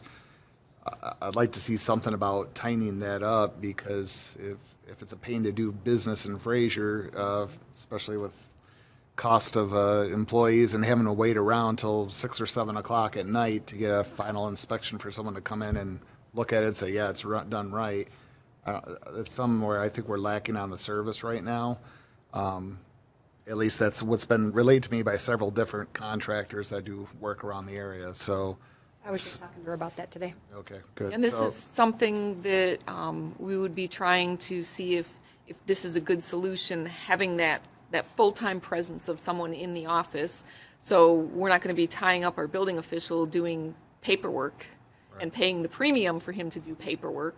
When he's here, he can be out doing the inspections, and we can get those scheduled for him. We'll have Bob as the manager, and he's going to be the one that's making sure that everything is getting scheduled based on when we're going to have staffing in. So it's not just Bruce and McKenna, it's also the contractors that are all independent independent contractors. They don't work for any particular business, so the plumbing, the electrical, the mechanical inspectors, they're all separately invoiced. So yeah, part of the problem might have been that currently is being scheduled by Bruce, who's only here part-time. Yes. So if you, no. We have Jennifer. She is. Okay, a well, right, if building there's any, clerk. if there's any issue, she has to wait for Bruce Yes. to come in. So if someone calls on Monday and it's something unique that Jennifer can't do, she has to wait till Bruce comes in on Tuesday. He then calls the person, schedules them that. So the delay is implicit in the structure, hopefully. It really all depends on the availability of an inspector. And that from too. McKenna to be able to come in and do it. Seems like we're down on the list though, because Yeah, a lot of 100%, that's the number one a lot of the complaint I get. contractors, Yep. and they don't like doing business here because It takes forever. it takes forever to get a job done. Their guys are waiting around and wasting time, so it's something that needs to be tidied up. So, thank you. Before June. Budget is July 1st. No. I'm saying the whole scheduling thing, before June. There's a drop dead date. That's a telling you. conversation that we'd ask you to have with the building department now to make them aware that we are all getting that complaint. Mr. Odell is not alone. And I'm seeing it, there's a house being built on my street, and I'm seeing them waiting and waiting and waiting and waiting and days, and they're like, we're waiting on the permit. Now, I'm not saying that anything's being done wrong, but if we can expedite it, it's good for our residents because Not at the level that it needs. Yeah, we don't want to be Harrison Township. It took us a year to get an address for a piece of land for my daughter. A year. That's insane. Just saying, we don't want to be that. We don't want to do that. It's not a good look.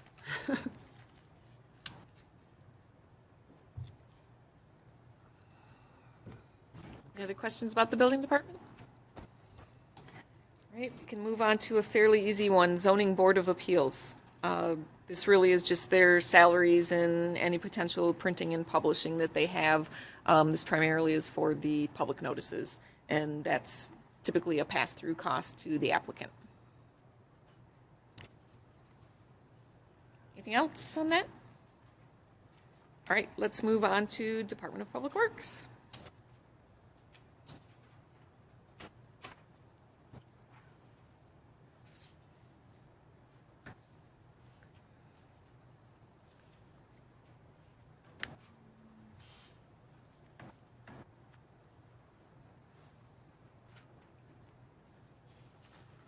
So, Mark, what's the difference between the requested and the recommended for full-time employees? Could you repeat that, please? It's like the very first line item for you guys. So between the requested and the recommended, there's like basically $190,000 difference. So what is it that you're requesting staffing-wise versus what's recommended for the budget? Because I was recommending to hire 2 more full-time employees. So how many do we have right now? We have 10 full-time outside employees. When I say outside, we have Rose on the inside. Right. We have 10, and then we have Melissa and I, full-time. So these would be outside workers, not inside? Absolutely. But isn't Rose retiring? She is, and that was one of the things that I was going to bring up, much like Captain Bisbee. I'm running into the same issues. As you recall, I went in front of the city council last year to get approval to hire a part-time employee to work with Rose.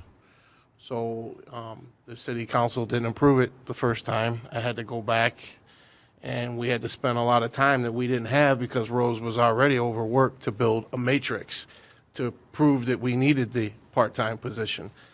And the matrix revealed that we actually had enough work for 2 full-time employees. So we went back to the city council with that, and they approved the part-time position. Well, then it was on Amy Sell's group to get that position filled. We did 1 interview. So now Rose is leaving. She will be walking out the door in 2 weeks, and I have no one.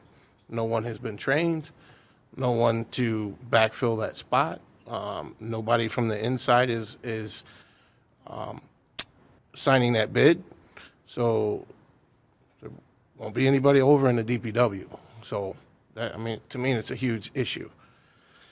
So, I would like to request the approval of the city council to backfill Rose's spot. And then I have one other gentleman that is, I don't have confirmation yet, but it looks that way. He, one of our great employees, a great employee, he may be going to work for Macomb County Police Department, Sheriff's Office. So they just called me yesterday, detective called me for a reference on him. So, I mean, they don't do that unless they're serious. So his second or third interview, I think, is this next week.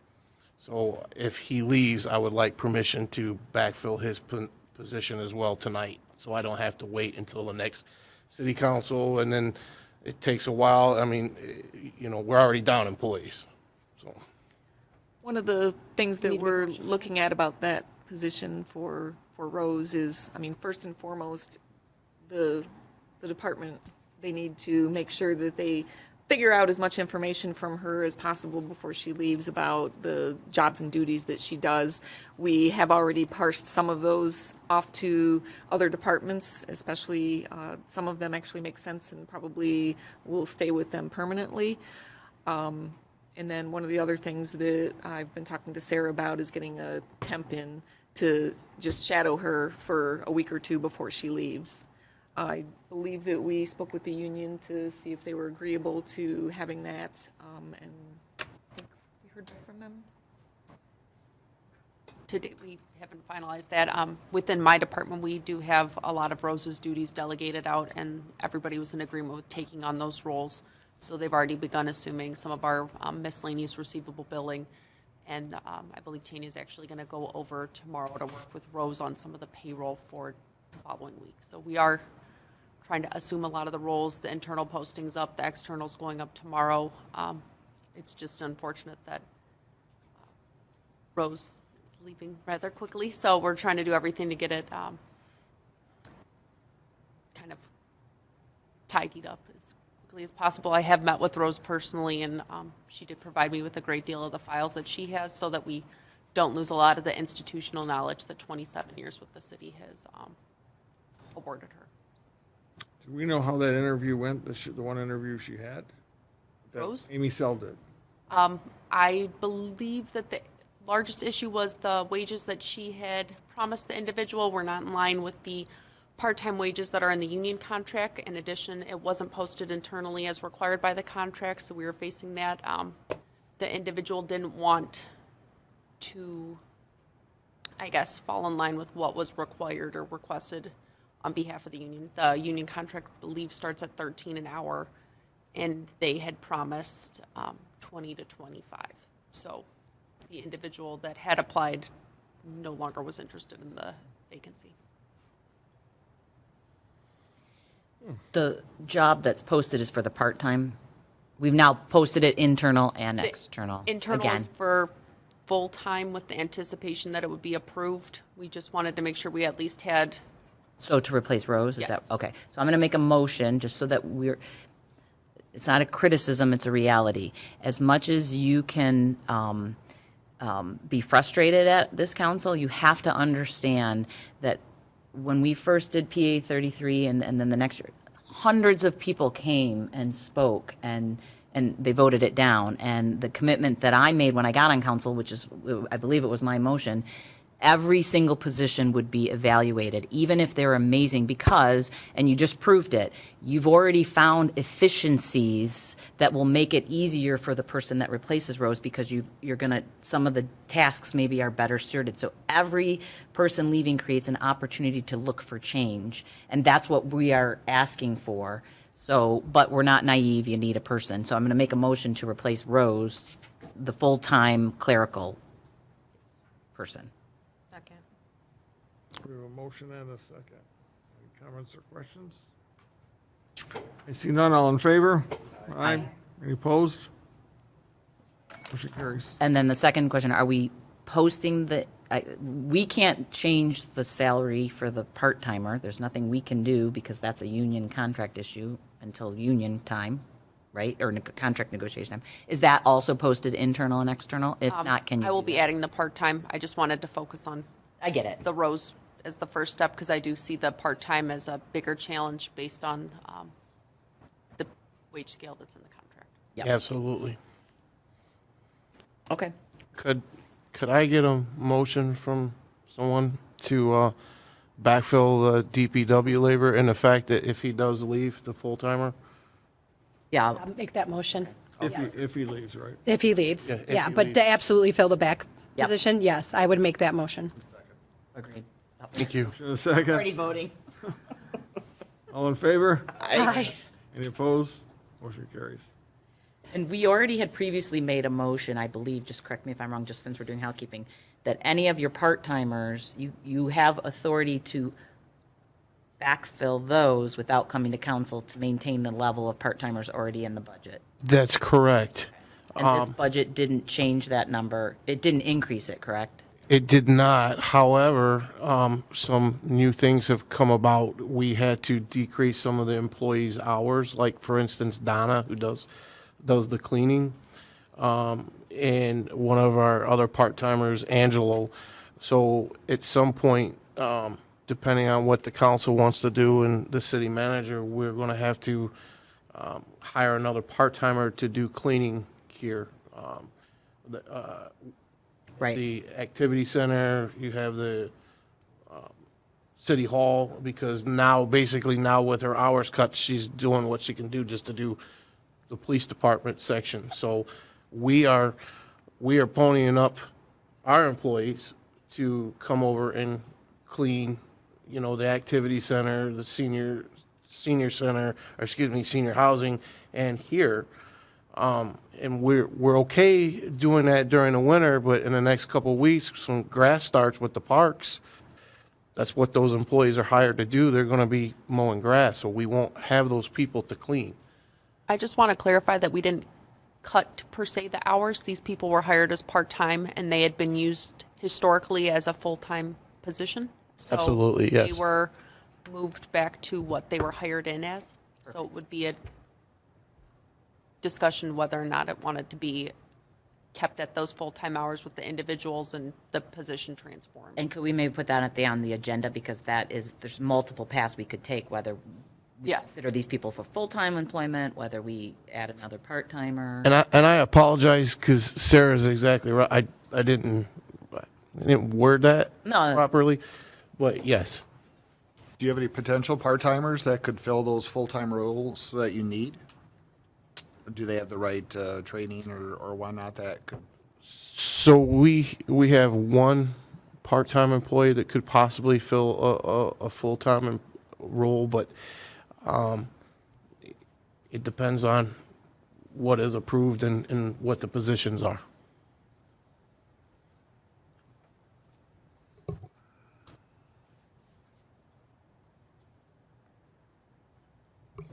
So the increase you're requesting is for two additional employees. That was my thought process, was 2 full-time employees. Councilman Blanky. Mark, I heard you had someone at the housing on a regular basis. Yes, that's correct. Oriel. That person is gone now? No, that person had throat surgery. Hopefully, if Lord willing, they'll be back on Monday. Oh, that's good to hear. Yeah, so they were off. So again, that is Matt. He's our building maintenance Glad to person. hear that. But the issue we've been running in with senior housing is Matt was hired to do maintenance, right? So in part of maintenance is you clean, but I call it honey-do list, right? For all the residents, they need this, they need that. You come in, you fix that. But the problem is we've had such a high turnover in the last few months that we are literally flipping like 6, 7 apartments. So the person that would normally do the maintenance is not able to do that because you're so busy trying to flip these apartments. So we've had quite a few of our guys over there, helping to get these apartments ready for people to move in. But the city manager and I had a conversation. We're going to try to change some strategies on some things that may help alleviate some of that by, for instance, when we maybe purchase a appliance, about having it installed by the company that we're purchasing it from, that may help with some of the flipping of the apartment, so to speak. Thank you. So question, if we split the baby, would that still work for you? Anything is better than nothing. Gotcha. What do you mean by that? He wants two, you split the baby, you get one. I'm just Saying make it an 11, a DPW staff of 11? Yeah, I'm just asking if that would still, I mean, I get something's better than nothing, but would that still be more functional? So here's what I've found. There is a lot of things that, we had this conversation before, there's a lot of things that has not been getting done because we don't have the proper staffing for it. And I'll give you an example, is the catch basins.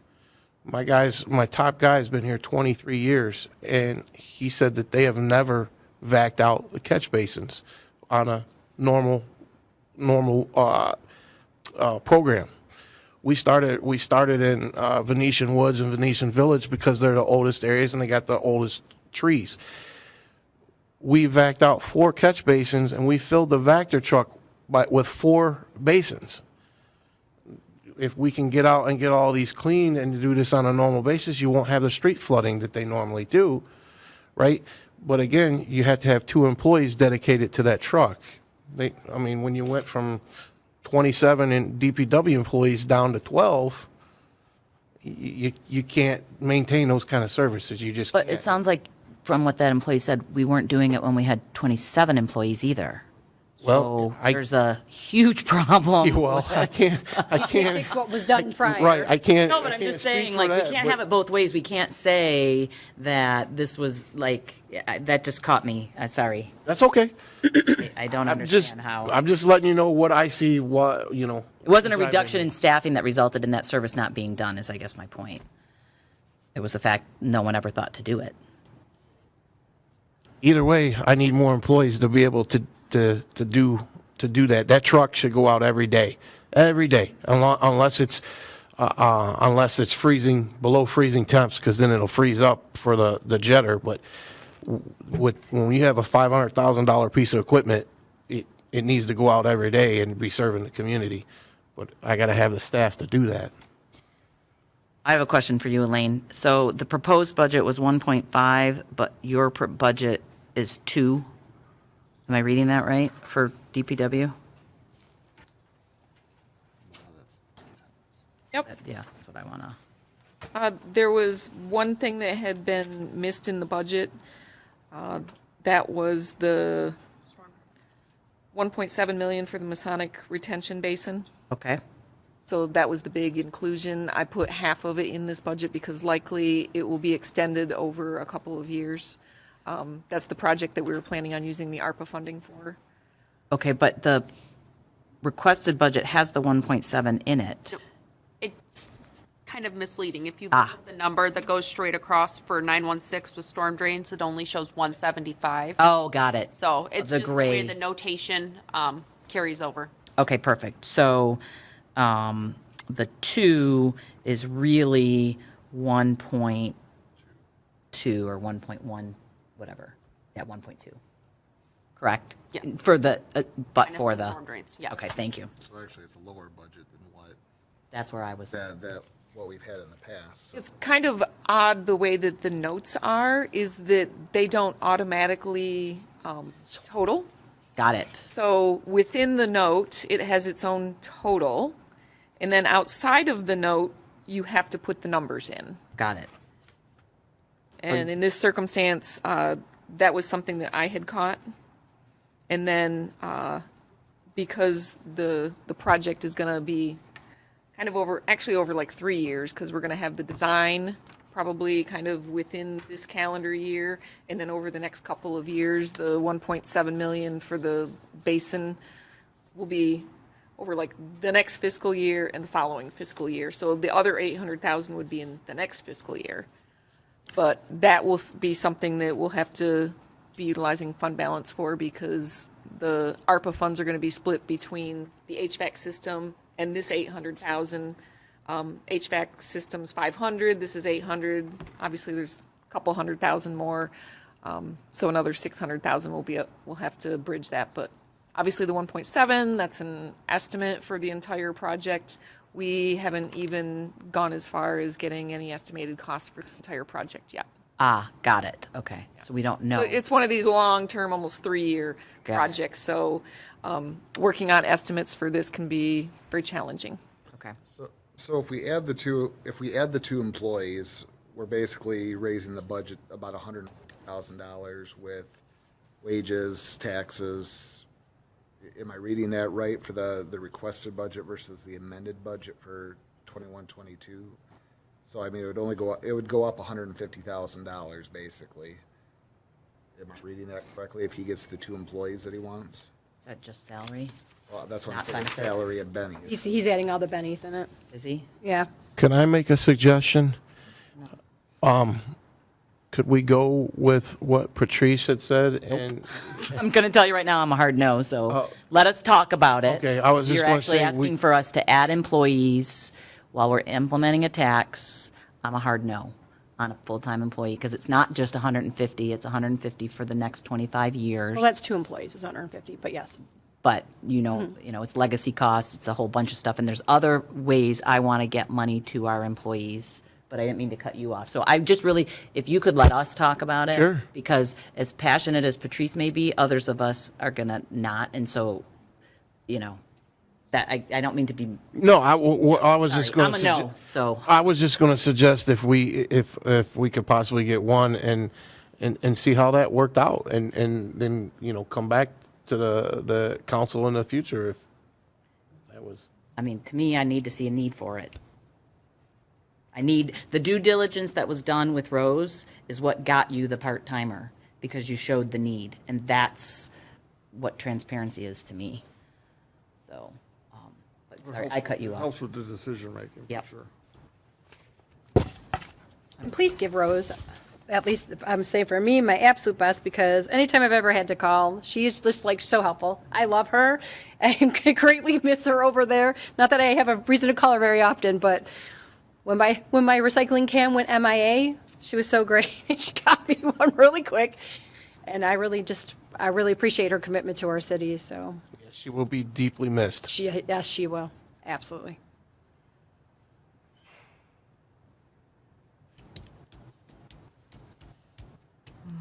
Anything else on this one? Okay. All yours, Elaine. No, I think we understand.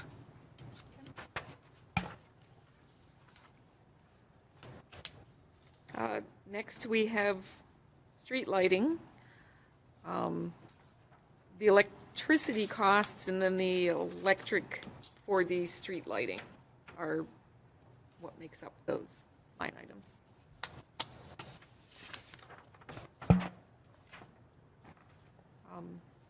Next department that we have is park maintenance.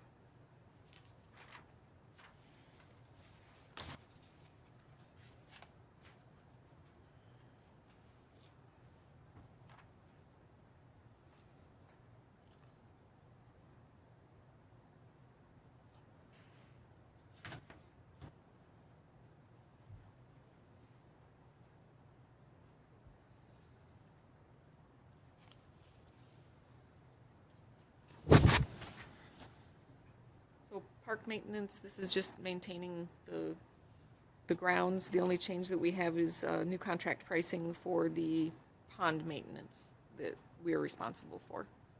What about the wages going up from 31 to 72 at the very top line there? That's consistent with the staffing spreadsheet that we have. So I kind of talked earlier about some of the balancing of staffing. So a lot of DPW is just like all thrown in DPW without really any regard for a lot of the other departments. So working with Ragsdale, we kind of looked at what's the primary department that each of these members would be charged to. So it's not something that is an increased cost, it's just being allocated to a different department. So like I mentioned, the staffing spreadsheet that we have, there's no staffing levels that have been changed on that. There's no increases in costs, and all of those numbers are in one department or another plugged into this budget. So when you're really looking at any of the wages, any of those extraneous costs, so like the taxes, FICA, benefits, anything, I would really have you reference the wage personnel spreadsheet. That's really the easiest way to look at it all. For materials and supplies going down, were the arborvitaes, were they budgeted for this year or are they in next year? 'Cause that was Do you recall what line item that was in? 101,690. This is why it's so important when we do our budget, any item that's going to be charged, that we Materials and supplies. have an account number associated with that request. for this year? This year or next year? Actually, we're, Bottom. there's enough money to take care of it this year, but it would be under materials and supplies. Okay, so they don't have to be budgeted for next year. Is that park sign? Arborvitaes. For the park. For Somerset Park. Yep. I don't know why that's on, because it's cold in here. All right, any other questions about park maintenance?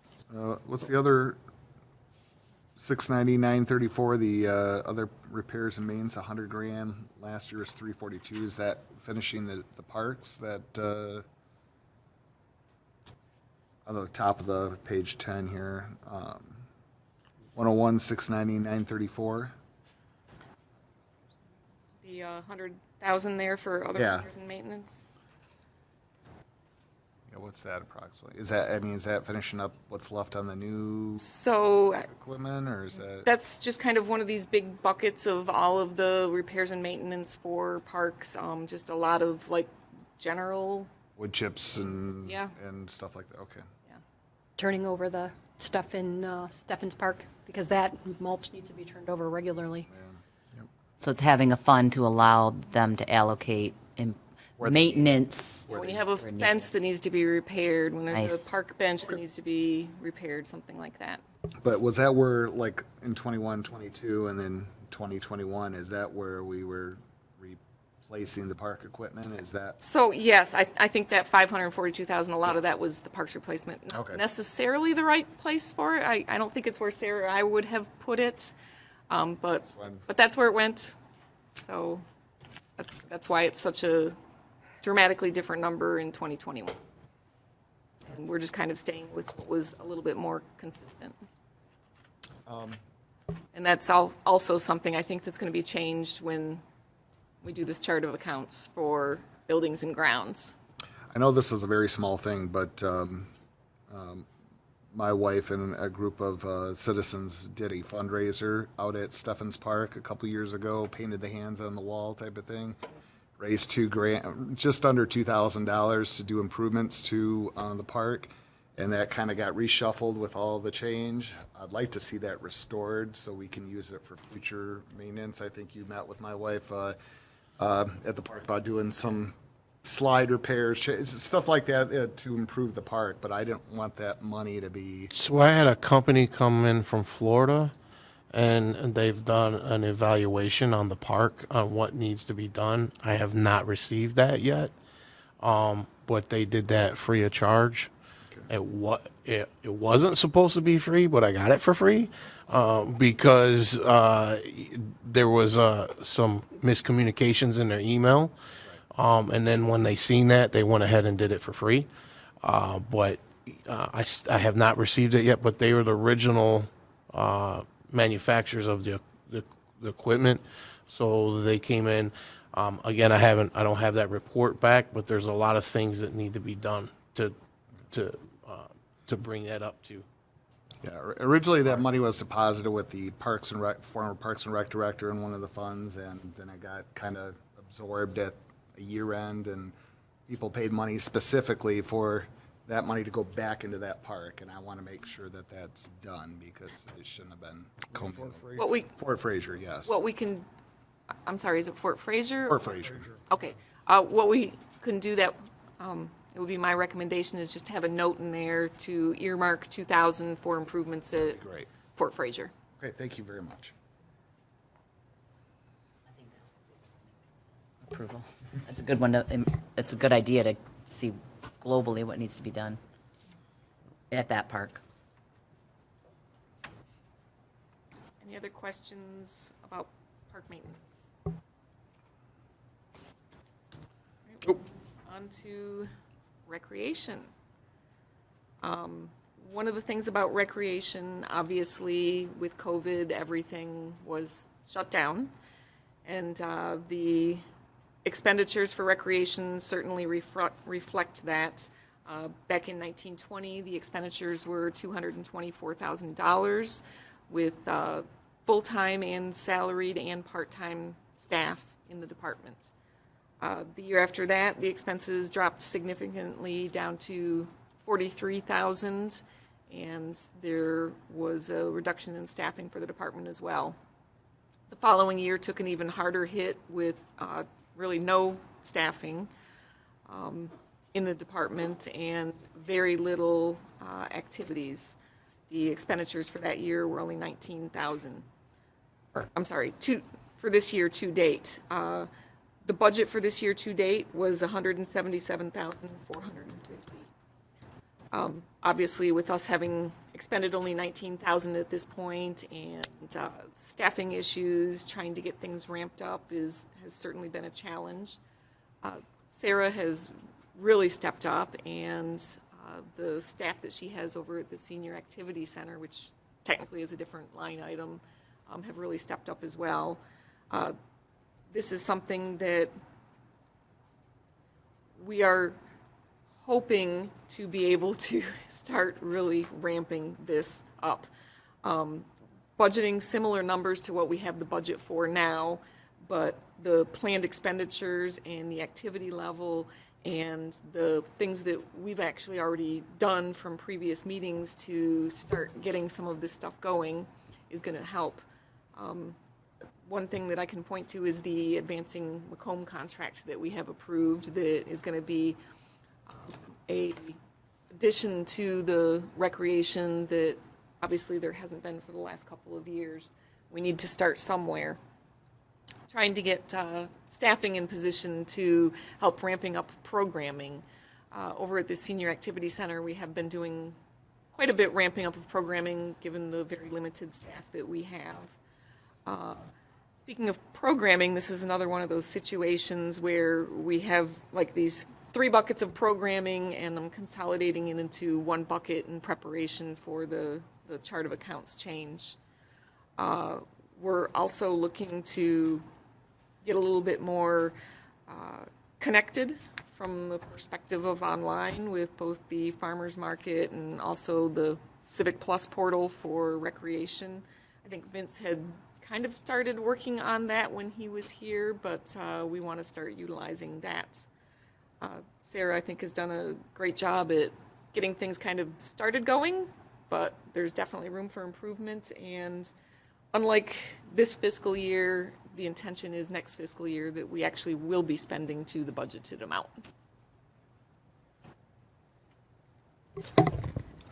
So it looks like Sarah was being very fiscally conservative in her recommended budget because she only asked for 92,000. We didn't have, well, I didn't have my salary and Hunter's broken Oh. into this. So when we moved half of Hunter and myself into this, that's where the additional cost came from. Okay, that makes total sense. I was just going to say, you can be conservative, but we are hoping to ramp it up. Definitely, I met with Advancing Macomb yesterday. I'm going to Total Soccer on Saturday. They have a soccer clinic that they're running with LK St. Clair, which is another nonprofit group, and we're hoping to get that publicized within the area. Trying to get summer clinics for tennis started over at our park right here. We're working on trying to identify basketball courts in the area that we can get a grant for improvement of those facilities and actually having basketballs on site for people to come and play and utilize. So there's a lot happening very quickly. I'm excited to what the future has for us. Just some long days, but we'll get there. That's awesome. Thank you.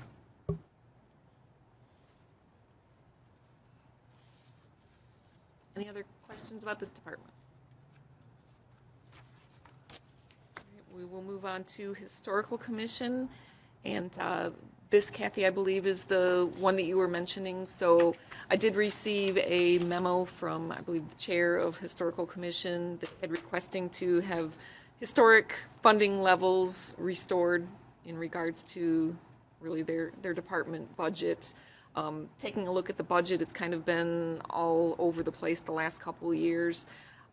If you recall, I believe this is the fund where we had the issue with the tree that was downed over at the property, and we did a budget amendment to cover the cost of that tree.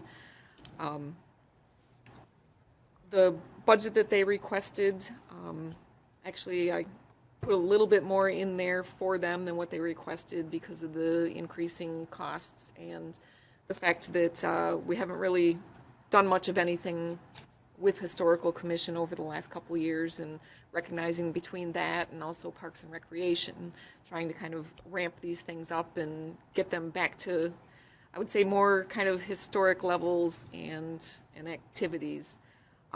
So the budget that I proposed in there is $500 for supplies, which is a pretty small amount.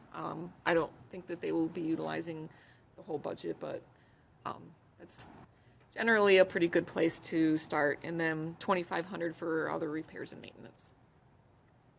Okay, but if it, for any reason, goes above that, we would have to do a budget adjustment, correct? Correct. Okay. And like I said, with the tree, which was $4,500, you guys did the budget amendment to cover the cost for that. Right. But so I know for the other, okay, because I'm just worried in case something else happens. So it's kind of unusual. Because the house is for- over 100 years old. kind of unusual for me because when I historically look at this kind of line item, I think more so Historic Commission, this is for like the board as opposed to like the property. So this might be something that when we're doing the chart of accounts, it might be a little bit of a topic of discussion because obviously, you know, they're utilizing the space there for their meetings. They have a lot of great social functions that most of this budget is driven from those social functions and making sure that the property is well maintained. They have great volunteers that help do things for us that are costs that we don't have to bear. So it might be something where these funds might be juggled around a little bit, but certainly fully support that group and what they're doing for the city and the properties.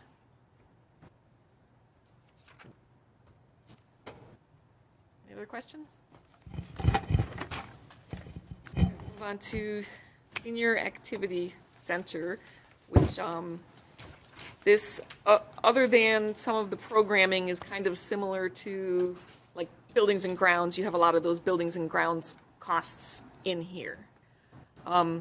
A little different scenario, though, with it being the Senior Activity Center and the building.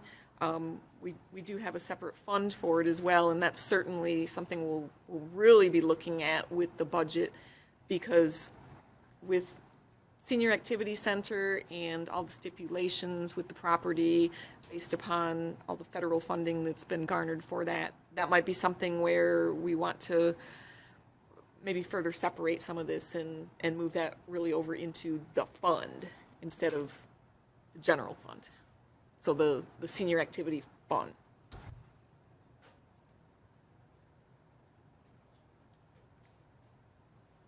But we've got contracting for programming that's going up because we are ramping up the programming over there. I know Sarah's got some great numbers for participation over the Senior Activity Center, and it's been going very well. Have we had any luck hiring the second person that we approved recently? We're still working on getting that position. There wasn't any job specs really for any positions within the city that we were looking to fill. So I've been trying to work to get those positions codified so that we can get that posted and listed out there.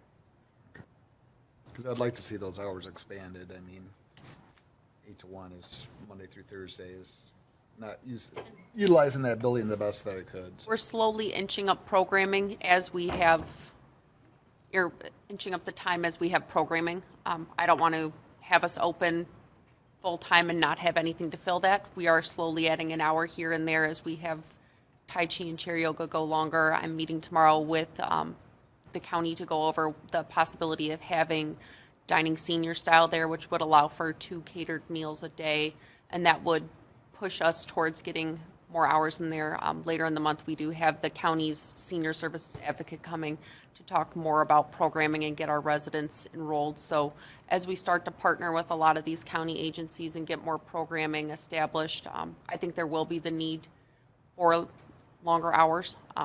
Definitely, there's the want from a lot of our residents. I just don't want to have it open and empty.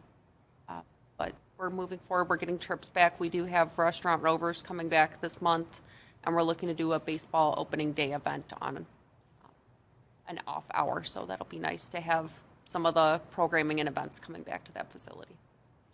You may also want to keep apprised of the building that's being built on 15 in Hayes. It's a 400-unit senior citizen complex. Oh, wow. I think they're going to start filling that. It's supposed to be done this spring, summertime, but that's a huge facility that may just Help fund We're some of definitely our. seeing may fund the a lot whole place. increased traffic. I don't know if many of you drive by, but on days that we have Tai Chi and chair yoga going on at the same time as our volleyball and basketball, we do end up with a quite packed parking lot. I had to kind of muscle AEW to get our container moved so that we could have some parking up front. So everyone was very excited today that those closer spots were available, and it does help us on days when I can barely get a spot to. Nice. Kind of So the catch need up is with. the need is there then. Yes, So just that's trying to get the programming and have it sustainable. It's I see it every day. And quick question: somebody asked me this the other day, and I wasn't sure. Is the kitchen there that's off the gym? Is that a licensed kitchen? Does anybody know? is not. It's not. Okay, I was just wondering. Thank you.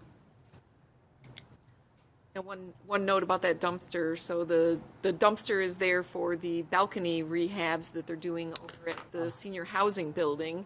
And if you recall, when they started doing that, the senior activity center was closed, so they obviously put it closest to that to facilitate the ease of use. So now that we've got people in there all the time, we want those upfront close spots and the handicap spots and the good spots available. So they likely will have to be walking a little bit further to put their stuff in the dumpster.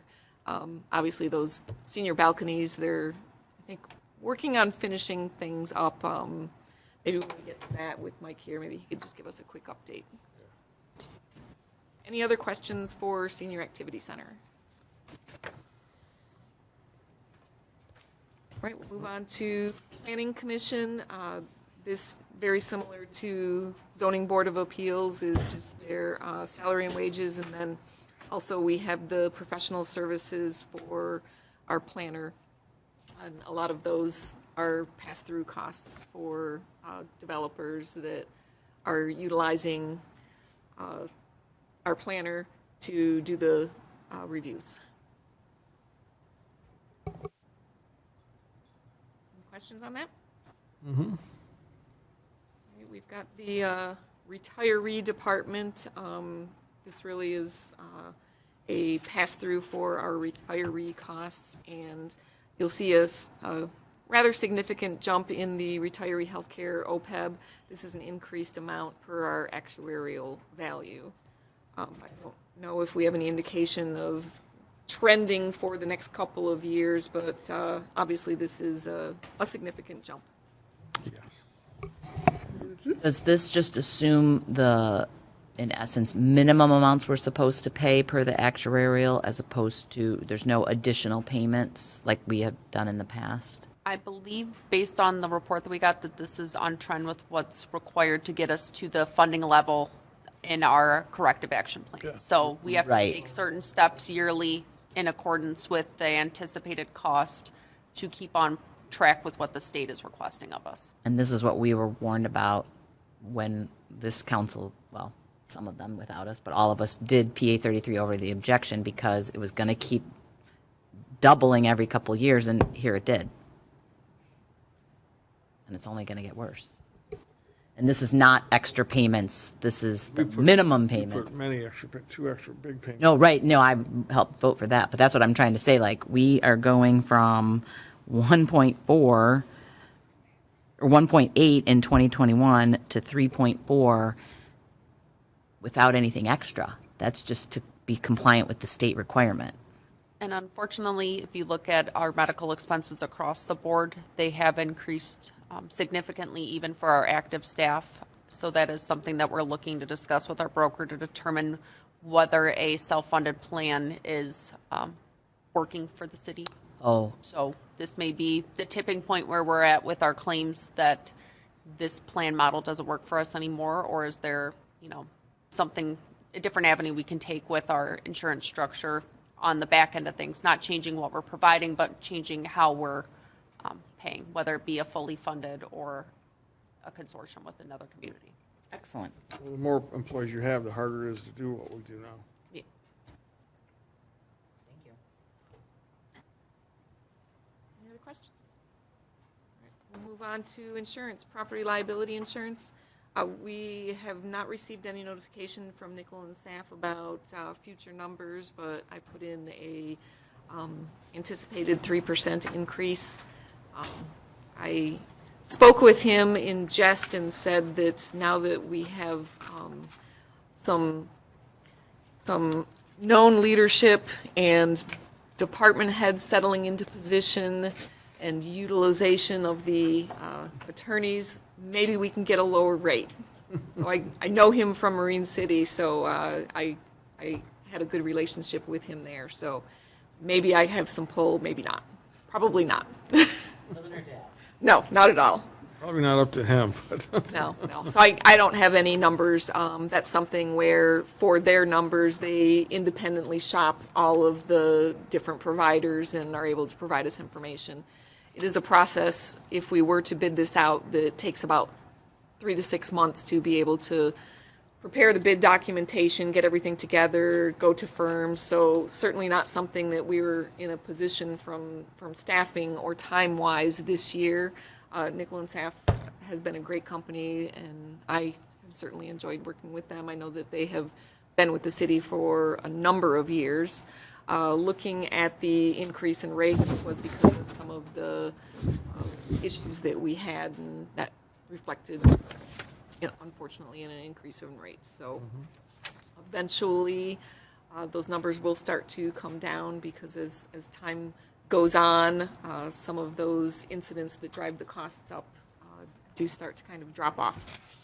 Similar to how, like, auto insurance with your number of points, you might have higher insurance rate, and as those drop off, your rate gets lower. Not in Michigan. Never, it never gets lower. All right, so the only other thing that I have in the general fund is the transfer out, and this is 2.6 million, and that goes to the capital improvement fund, which we will get to when we get to department, I think it's 401. So we'll go over those in detail when we get there. So any other questions about the general fund?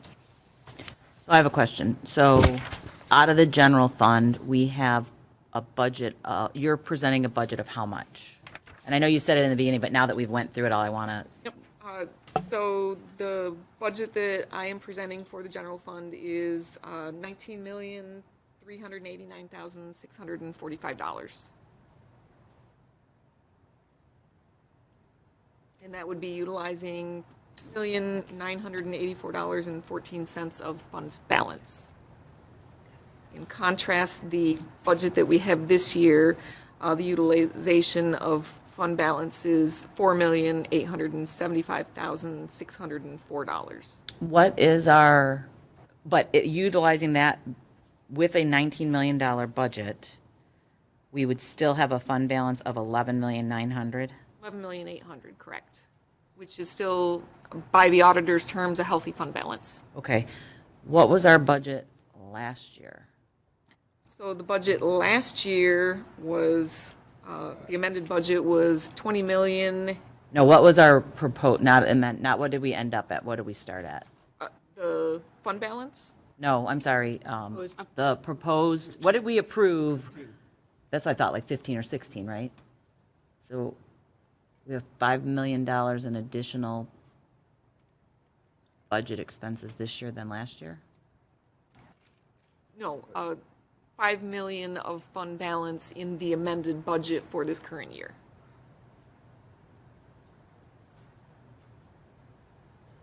But out of that 19.4, 2,600 is for capital outlays. Is that some COVID money and stuff that we're taking out from fund balance that we got to pay for like the retention pond and? Well, we did that last year. We started creating a fund, a capital improvement fund, and so we took 2 million, whatever, out last year so that we could fix things prophylactically, right? Isn't that, we started doing that last year? 19 is part of the capital improvement. Capital improvements included into the 19 million. Yeah.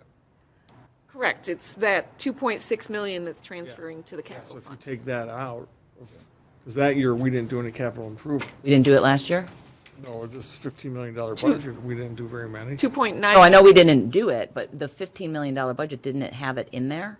2.9 No. million was a transfer out to capital funds in the Not current for the parks and stuff like that. We took that after. She did 2.9.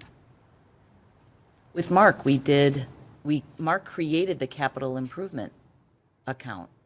We started that with him in his budget. Yeah, but I didn't think we put the 2 million in there. the current budget, the one that we are in right now, that I think it's Mark and John. Gowski or John, there is 2.9 million that is a transfer out to capital project. Yeah. So we approved that. Yeah. And now this year, we're going to do it again. 2.6. Theoretically. But I don't know, and maybe because it's been late and I'm kind of fading a little bit, admittedly. I'm at a loss for, so the budget this year, the actual budget is what we've actually spent, even though we budgeted 15, almost 16, we've spent 20 million? No, we've only spent 10 million so far. So where? No, I get it, yep, so we still have, so what's the, Still got another quarter. The likelihood of us spending the full 20 million that is part of the amended budget is probably very slim. what is the 70%, where are we gonna end up, plus or minus? So I would You just took the estimate quarter. maybe we'll be at like 15 million. Okay, so why are we spending $5 million more next year than what we spent this year? What are we seeing for that 5 million?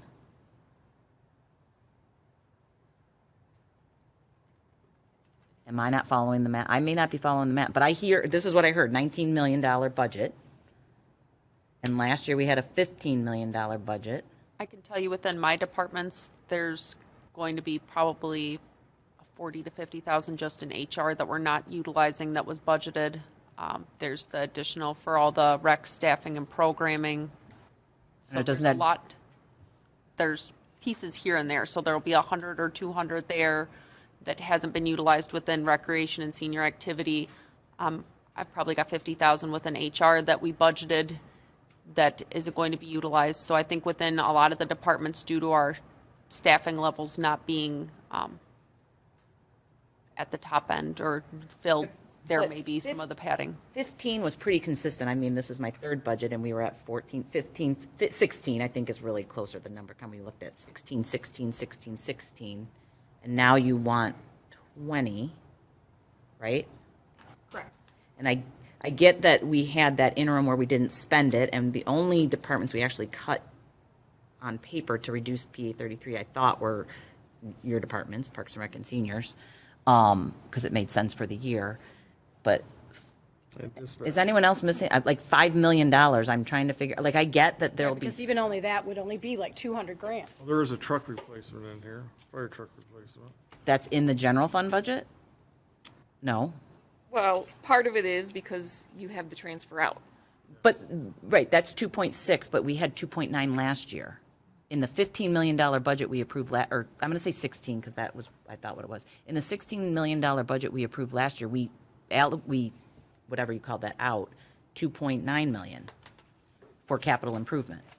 So that stayed the same, you actually reduced it. So I'm just, maybe I need a A break. lot of the chargebacks, like for the motor pool, haven't been done yet, so you're gonna see that, or it was budgeted for that at the end of the fiscal year. So there's the 250 from Bisbee's budget, you're gonna see that chargebacks for motor pool to DPW, chargebacks to parks maintenance for the vehicles that are utilized. So I think a lot of the year-end financial transactions that were to be done, charging from motor pool to our budget is where a lot of the activity would be as well.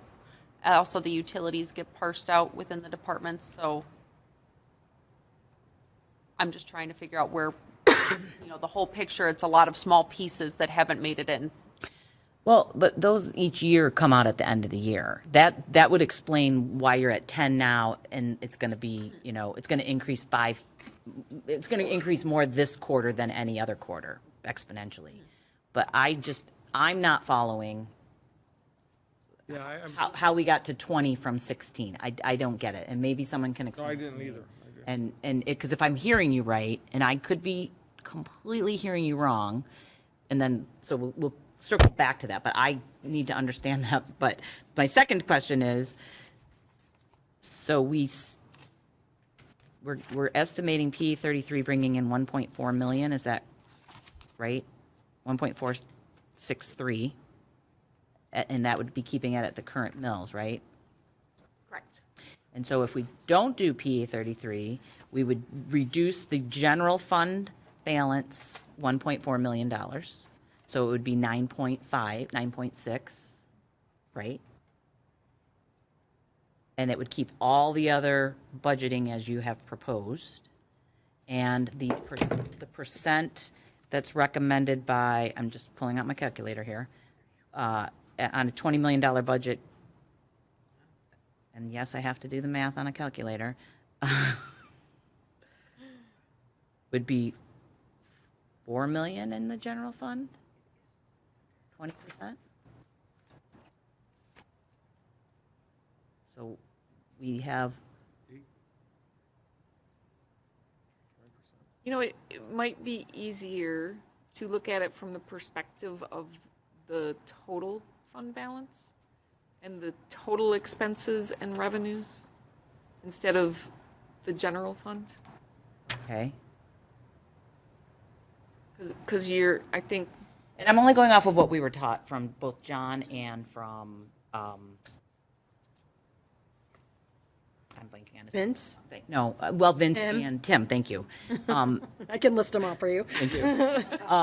Was that and also from our audit person who came last time, you are recommended to have, and the conservative to the more liberal, but let's say 25% in your fund balance of your budget, right? your expenses.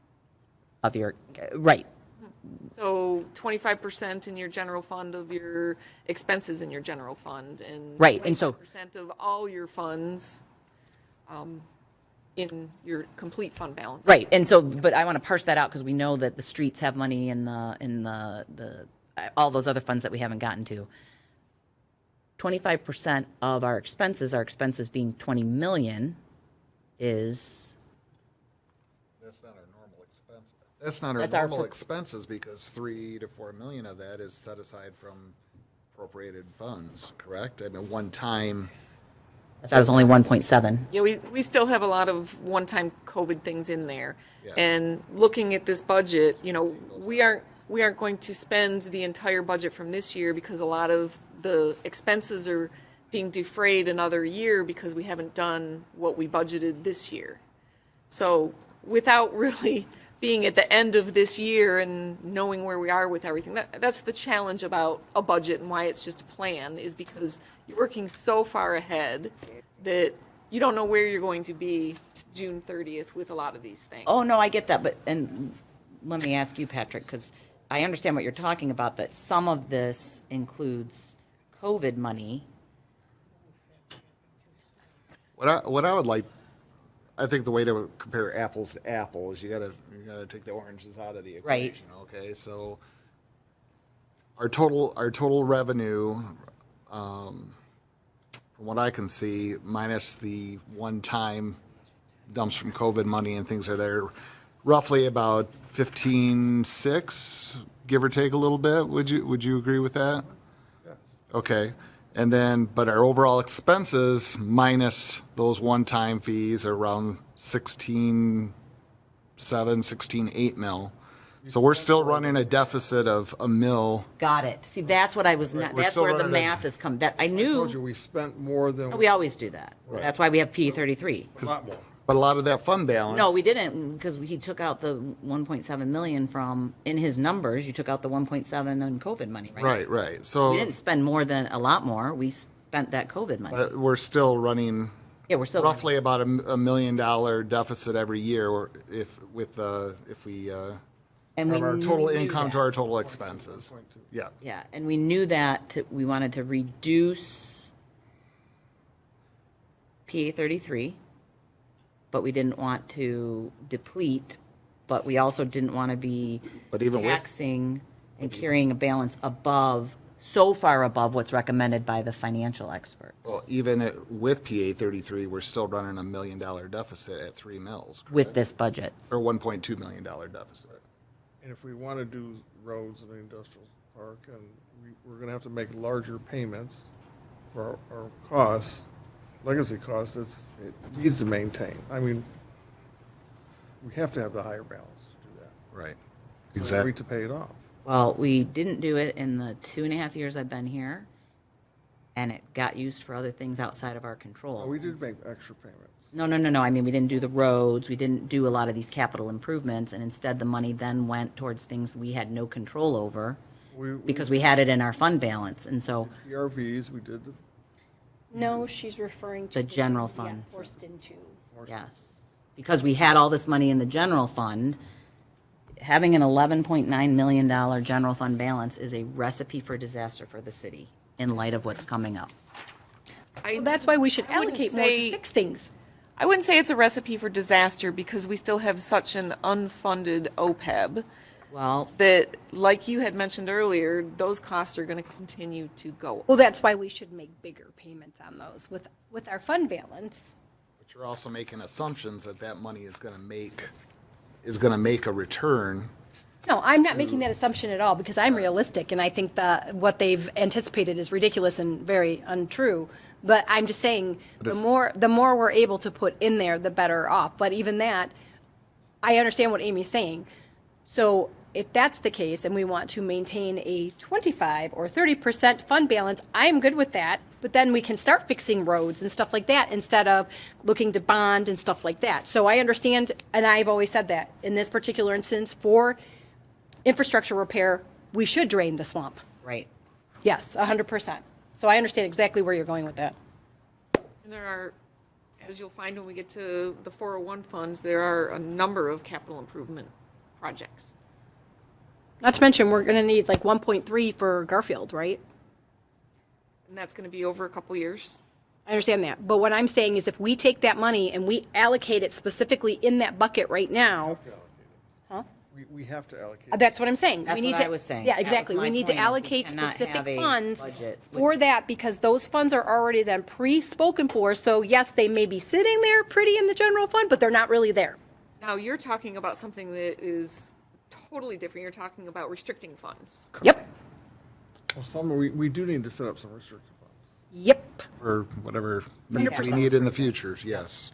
Yeah, and obviously, one Because- of the big projects is going to be Garfield Road, because I have a note in here when we get to that about Garfield Road is, the future costs for that. All that we have in this budget is the engineering costs. Right.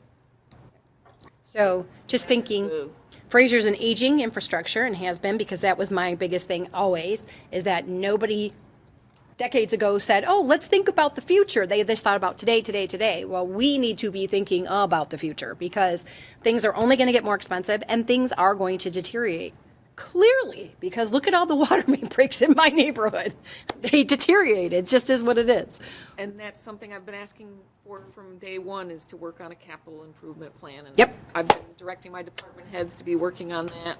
Obviously, We're in. roads, sewer, vehicles is a component of that as well. You know, that's the most basic capital improvement plan, is to have a plan for when you're going to be rotating out police vehicles, dump trucks, any of those types of equipment. That's the easiest capital plan to start with, and then building upon that. We have a number of capital plans in here and notes for the next coming years where we're going to need to have those capital funds reserved as well. When we get into streets, you'll see that we have some expenses, and then I have a part of it that for the future year, for construction, we're going to need this much money.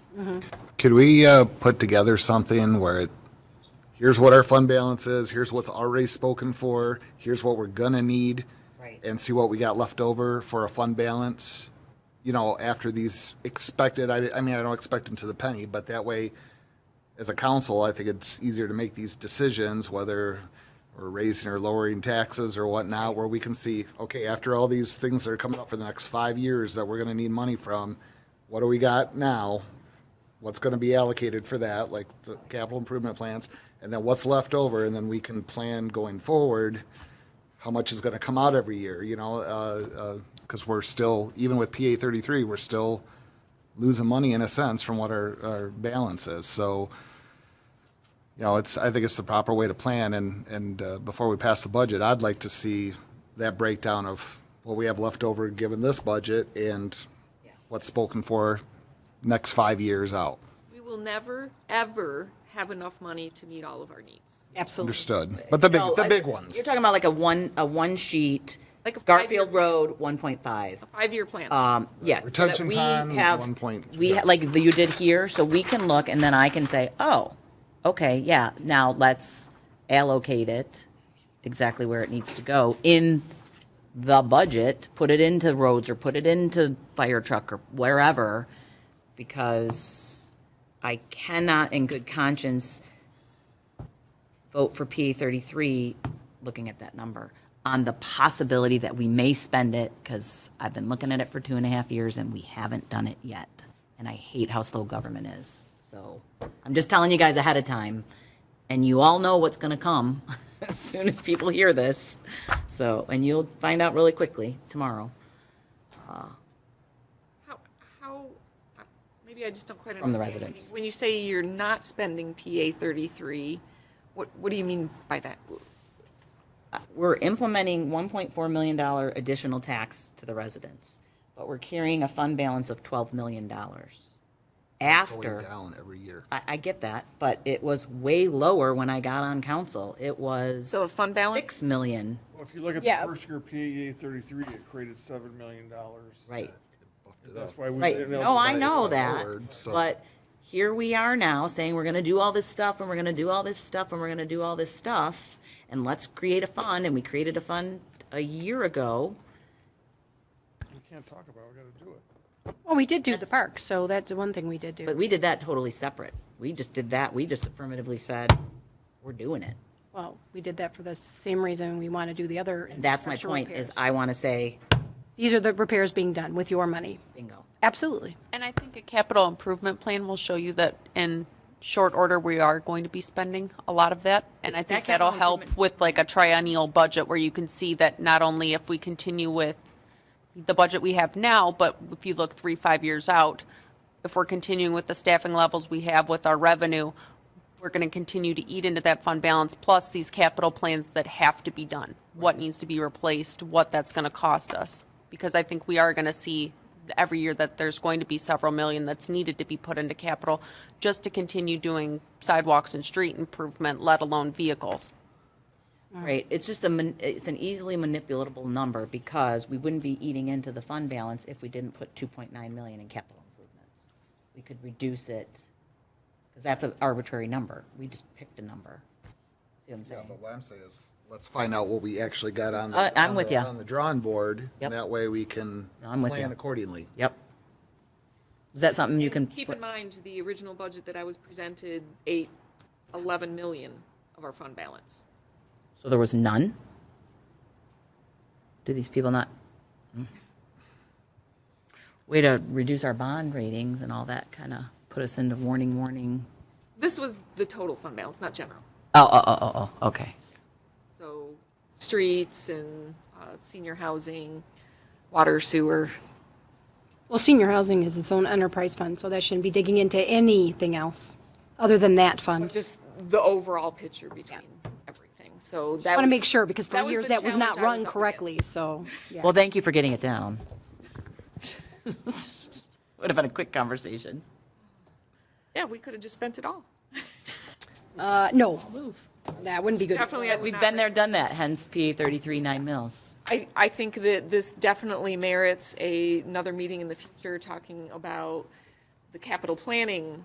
And if we want to go to like a 2-year budget, a 5-year budget, I don't necessarily know that we need to go to that level as long as we have a capital plan and can restrict funds for the future capital planning. And then also really talking about, fund balance, not just for general funds, but the other accounts. What number makes sense? What's your target? I would definitely, though, like to have a capital improvement plan and restricted funds, but at the same time, we pass this budget. One of the interesting things when I was doing some reading about the new chart of accounts is the way that they have capital fund set up is that it is really only utilized for projects that are bonded. And because we are using fund balance, it may not fall into a capital fund account. So that makes even more sense for us to prepare a capital improvement plan to utilize the fund balance.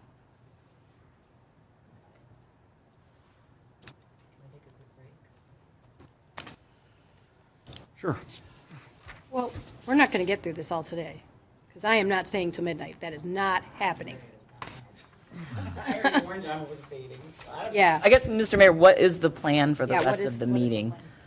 Well, we can look at it as we did the budget, then today you have all the numbers, the basic budget. If you want to, we will set another date, we can actually do the rest of it and the capital improvement at the same time. Yep. And then have our final meeting would be obviously approving the budget. I think that's a great idea. Is there anything specific you want to highlight for us to consider before we go, or it just seems like a good stopping point? Yeah, that was kind of my thought process. Just so that we can put our thinking caps on, like you get 5 more minutes. Closing statements, Counselor? I can just try and do like a high-end summary of each of the rest of the remaining funds. Well, we can, if we have questions, we can just shoot them to you. I mean, don't take this wrong. I don't know. I don't want to speak for anybody else. I don't need you to like literally step me through every single thing. No, that I should- can you're doing make like it- Cliff Notes for. I can make it about 10 minutes.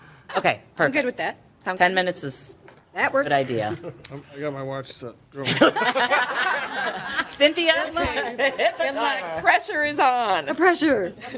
All right, so moving into the next fund is the Major Street Fund. We get the revenues from the state for this. We have Major Street and then the mirroring account, the Minor Street Fund. We can transfer up to 50% of the funds from major to minor that we get each year from the state. Typically, I think max amount is done because we have so much more need for our local streets than the major streets, and there's a lot of support to do work on the major streets. There are several projects that are anticipated in here that are already in the works. Klein Road, we have a lot of concrete repairs and spray patching that we're planning on budgeting for work as well. And then for the local streets, Sewell Avenue repairs, which have already kind of been in process, working on I think, some of the engineering for that, and then additional concrete and spray patching repairs for that. Working on the design for Morningside and Nadine for construction for next year. So that's where I mentioned that I have some of these notes. So really kind of anticipating that capital expenditure in future years. Ambulance fund, planning on the same millage rate for that. I think Bisbee had kind of already talked about some of the staffing levels that we're kind of looking to maintain the staffing levels there. Just some increases from a contractual and just cost of living increases for some of the equipment and things that they have to buy. Software, this is something that was in ambulance operating and was transferred into this. District Court Operations Fund, this is just a carried fund balance, and as I mentioned, I'll be meeting with the District Court next week, so this will be a topic of conversation with them, and I think I'll be having the same conversations with them about a capital plan for that funding. Moving on to the Garbage and Rubbish Collection Fund, we collect taxes based on what is on our tax bills to cover the costs for Great Lakes, Green for Life, for the garbage and rubbish collection. That's the majority of the revenue and expenses that we have for that. The millage rate, planning on keeping the same. There will be a 2.4% increase per year up to 2025 in our contract with Green for Life. We do have a rather good fund balance at the moment. I know at one point in time, I think it was in 2019, there was a $144,000 charge for rentals. As best we can figure, that was for purchasing the garbage. The bill is for the containers. Yeah, the garbage cans. Yeah, so potentially at some point in the future, we will need to use fund balance for that kind of purchase. Drug forfeiture, this is kind of a minor fund, and there are just a couple of expenditures that will be coming out of this for bulletproof vests and just other miscellaneous operating supplies from year to year that they have. Gambling forfeiture, this is the fund that we've talked about that has a pretty hefty fund balance, and we'll be looking to utilize that fund balance for the fire truck.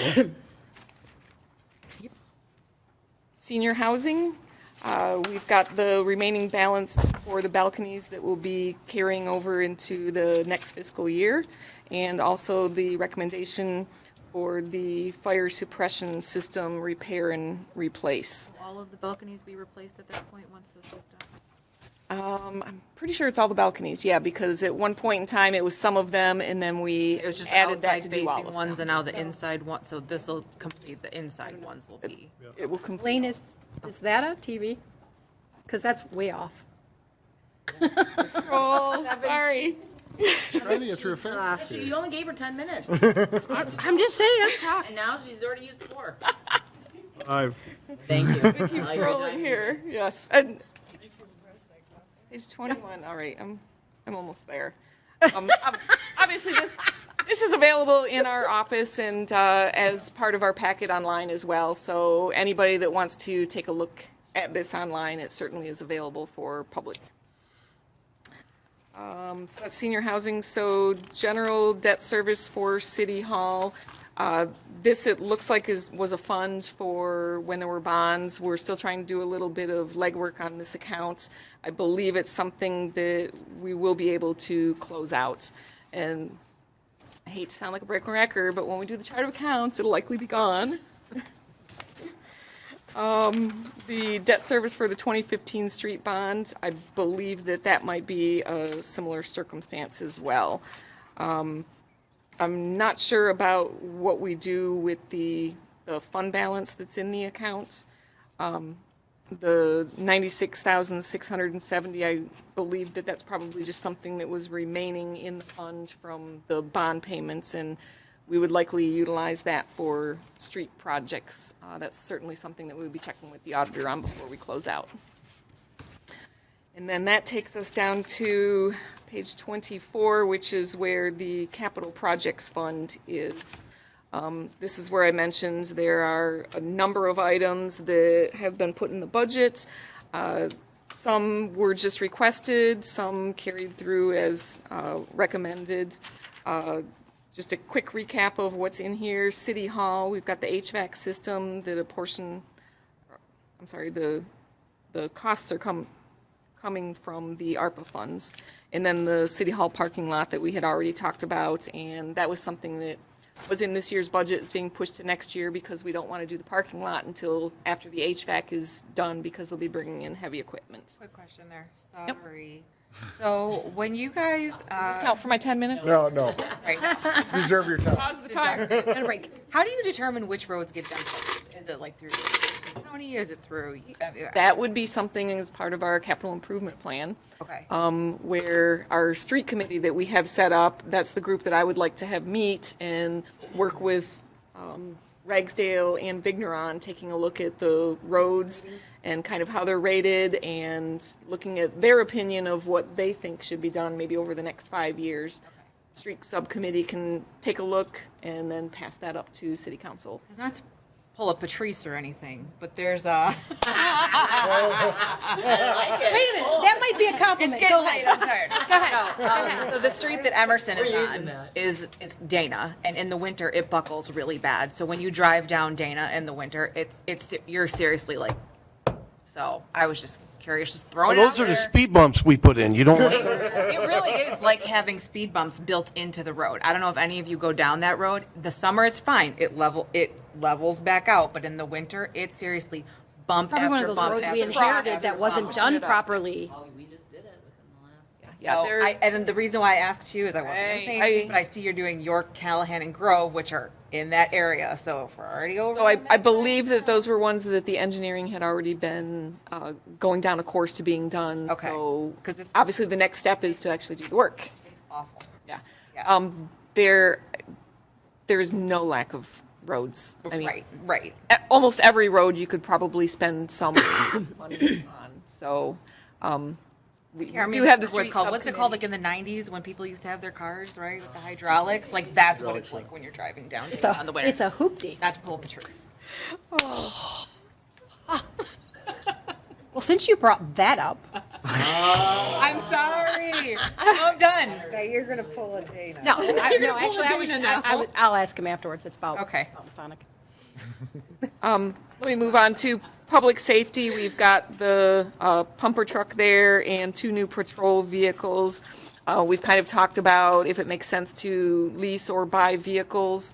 I think everyone kind of seems to be in agreement with the police vehicles in particular because of all the expensive outfitting and cutting the cars up, that it might make more sense to actually buy the patrol vehicles. Enterprise was here earlier when we get to the motor pool to kind of talk about the leasing process and what we're doing moving forward with that. So at a future time, we can talk about that. Yeah, we have multiple times. Ad nauseum, actually. Continue. Department of Public Works, looking at a request for the south parking lot construction. That was one of the projects, unfortunately, we just don't really have the funding for. And then DPW yard gates, they don't have any type of automatic gate system to keep people out during the day, so the gates are wide open all day, and there's not always someone there monitoring the site. So for safety, security, and other reasons, that really is kind of a priority for DPW to get that gate. Street activities, talking about some of the industrial section street repairs. Meadows, Mulvey, joint repairs, the courts off of Cambridge and Depot Bridge. Depot Bridge is something, a $50,000 project. It's not something that is high priority at this point. Certainly it is a artery for some of the businesses that go through there, so it'd be nice to get that up and running, but we have to prioritize things, and unfortunately, there are other things that are much more pressing at this moment. Parks maintenance, we've got the Park City entrance signs in here, and then also some Stephens Park repairs to some of the buildings there. And And then the one final thing, the Senior Activity Center is the electronic sign that will be utilizing community development block grant funding. So if we do not get the funding, we would not go forward with that capital project. Moving on to water and sewer, based upon the estimates from Great Lakes Water Authority, they're looking at the numbers and they believe that a 3.4% increase is what we as a city would need to do to maintain really our level of funding for any type of projects or anything within the city. Sarah actually found a study that was done, I think in 2016, where Platt Moran really kind of did like a 5-year study of the water and sewer and looking at a good fund balance. And it looks like we are actually already where we would need to be for a fund balance. So we may be in a position where maybe we don't need to do the water and sewer increase. Maybe we can hold that off for a year. I think we did hold it off. COVID, we definitely held off last year. We might be able to hold it off for another year. Just on a quick side note of that, we have 3 public hearing notices that have been posted because of time constraints. And with the publication schedule that they have to be so many days before a meeting, and the more reasonable paper only goes out like, I think, once a week. We have posted the notices already for the millage rates, the PA 33 rates, and the water and sewer rates, and these are based upon my recommended budget. Obviously, when we get to the public hearing, the meeting on the 14th, we will be discussing that. So don't think that just because the public notice goes out with that number that we have to use those numbers. Water and sewer, we have some state-required inspections that we need to do. I think Ragsdale kind of alluded to that some things have not been done that were required, and he's really getting diligent about some of these things that we need to ramp up and make sure that we do, including a lot of the training. Software maintenance, our annual software maintenance agreement with Neptune is going up, I think, to 22, or around 22,000 from 20,000. The water costs that Great Lakes Water Authority is going to be charging us is going up 4%. So we'll have an increase in costs. As I said, we still have a relatively healthy fund balance based on the study that Platt Moran did. I would probably recommend that maybe for the next fiscal year, we have that 5-year rate study done again. Looking at engineering projects, we have the design for Northwood Snow and Crestwood for engineering services for water, and the estimated costs for construction would be over $1 million, and that would be in next year's budget.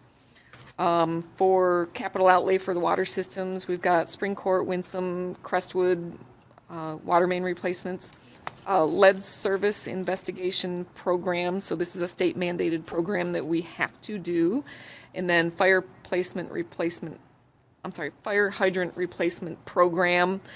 This is something that probably hasn't been done in a number of years. Hydrants cost, I think, around $2,500 to $3,000 each. So this expensed amount would be about 30 hydrants, and that's something that we should be planning on a regular basis. For the sewer department, just looking at a purchase for a sewer video nozzle camera. This would allow them to be able to actually just look at the sewer lines and not have to call a contractor in every time that they need to take a look in the sewer lines. So long-term, it would be a cost savings for contractor costs. Under engineering services, this is the continuing pipe tech and engineering review of the sewer footage for the lining. Under the capital outlay, this will be the first year of 3 for the sewer lining project that was already approved. And then we've got the principal and interest for bond payments. One note about the water and sewer fund is that based on this recommended budget, we are adding $262,000 to fund balance. And like I mentioned, it does have a pretty reasonable fund balance at 12 to 13 million, and that's why I might feel comfortable when we get to the public hearing, potentially not increasing that rate for water and sewer. Medical self-insurance funds, this is what Sarah had mentioned, where we might be at the tipping point for self-funding our health insurance plan, and we are reaching out to our agent to explore that. Finally, we come down to, or almost finally, we come down to motor pool.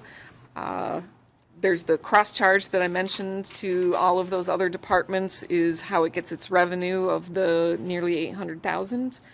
The costs that we have in here are for maintaining the equipment, and there are some capital purchases for vehicles, a DPW supervisor's truck, a dump truck, a DPW loader are the three that I carry through for the recommended budget.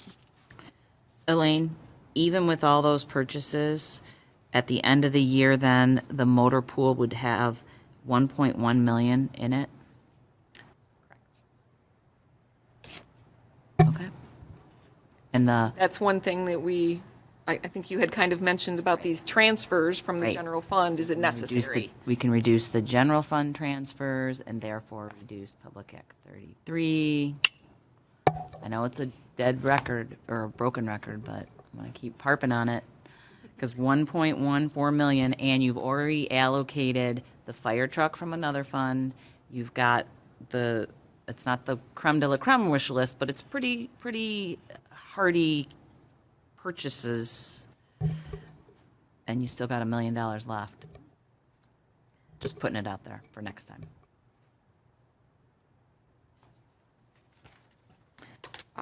The next fund is the trust and agency fund, which has had apparently a $7 carryover balance and likely will be something we'll be working on getting rid of, as well as the summer tax collection fund.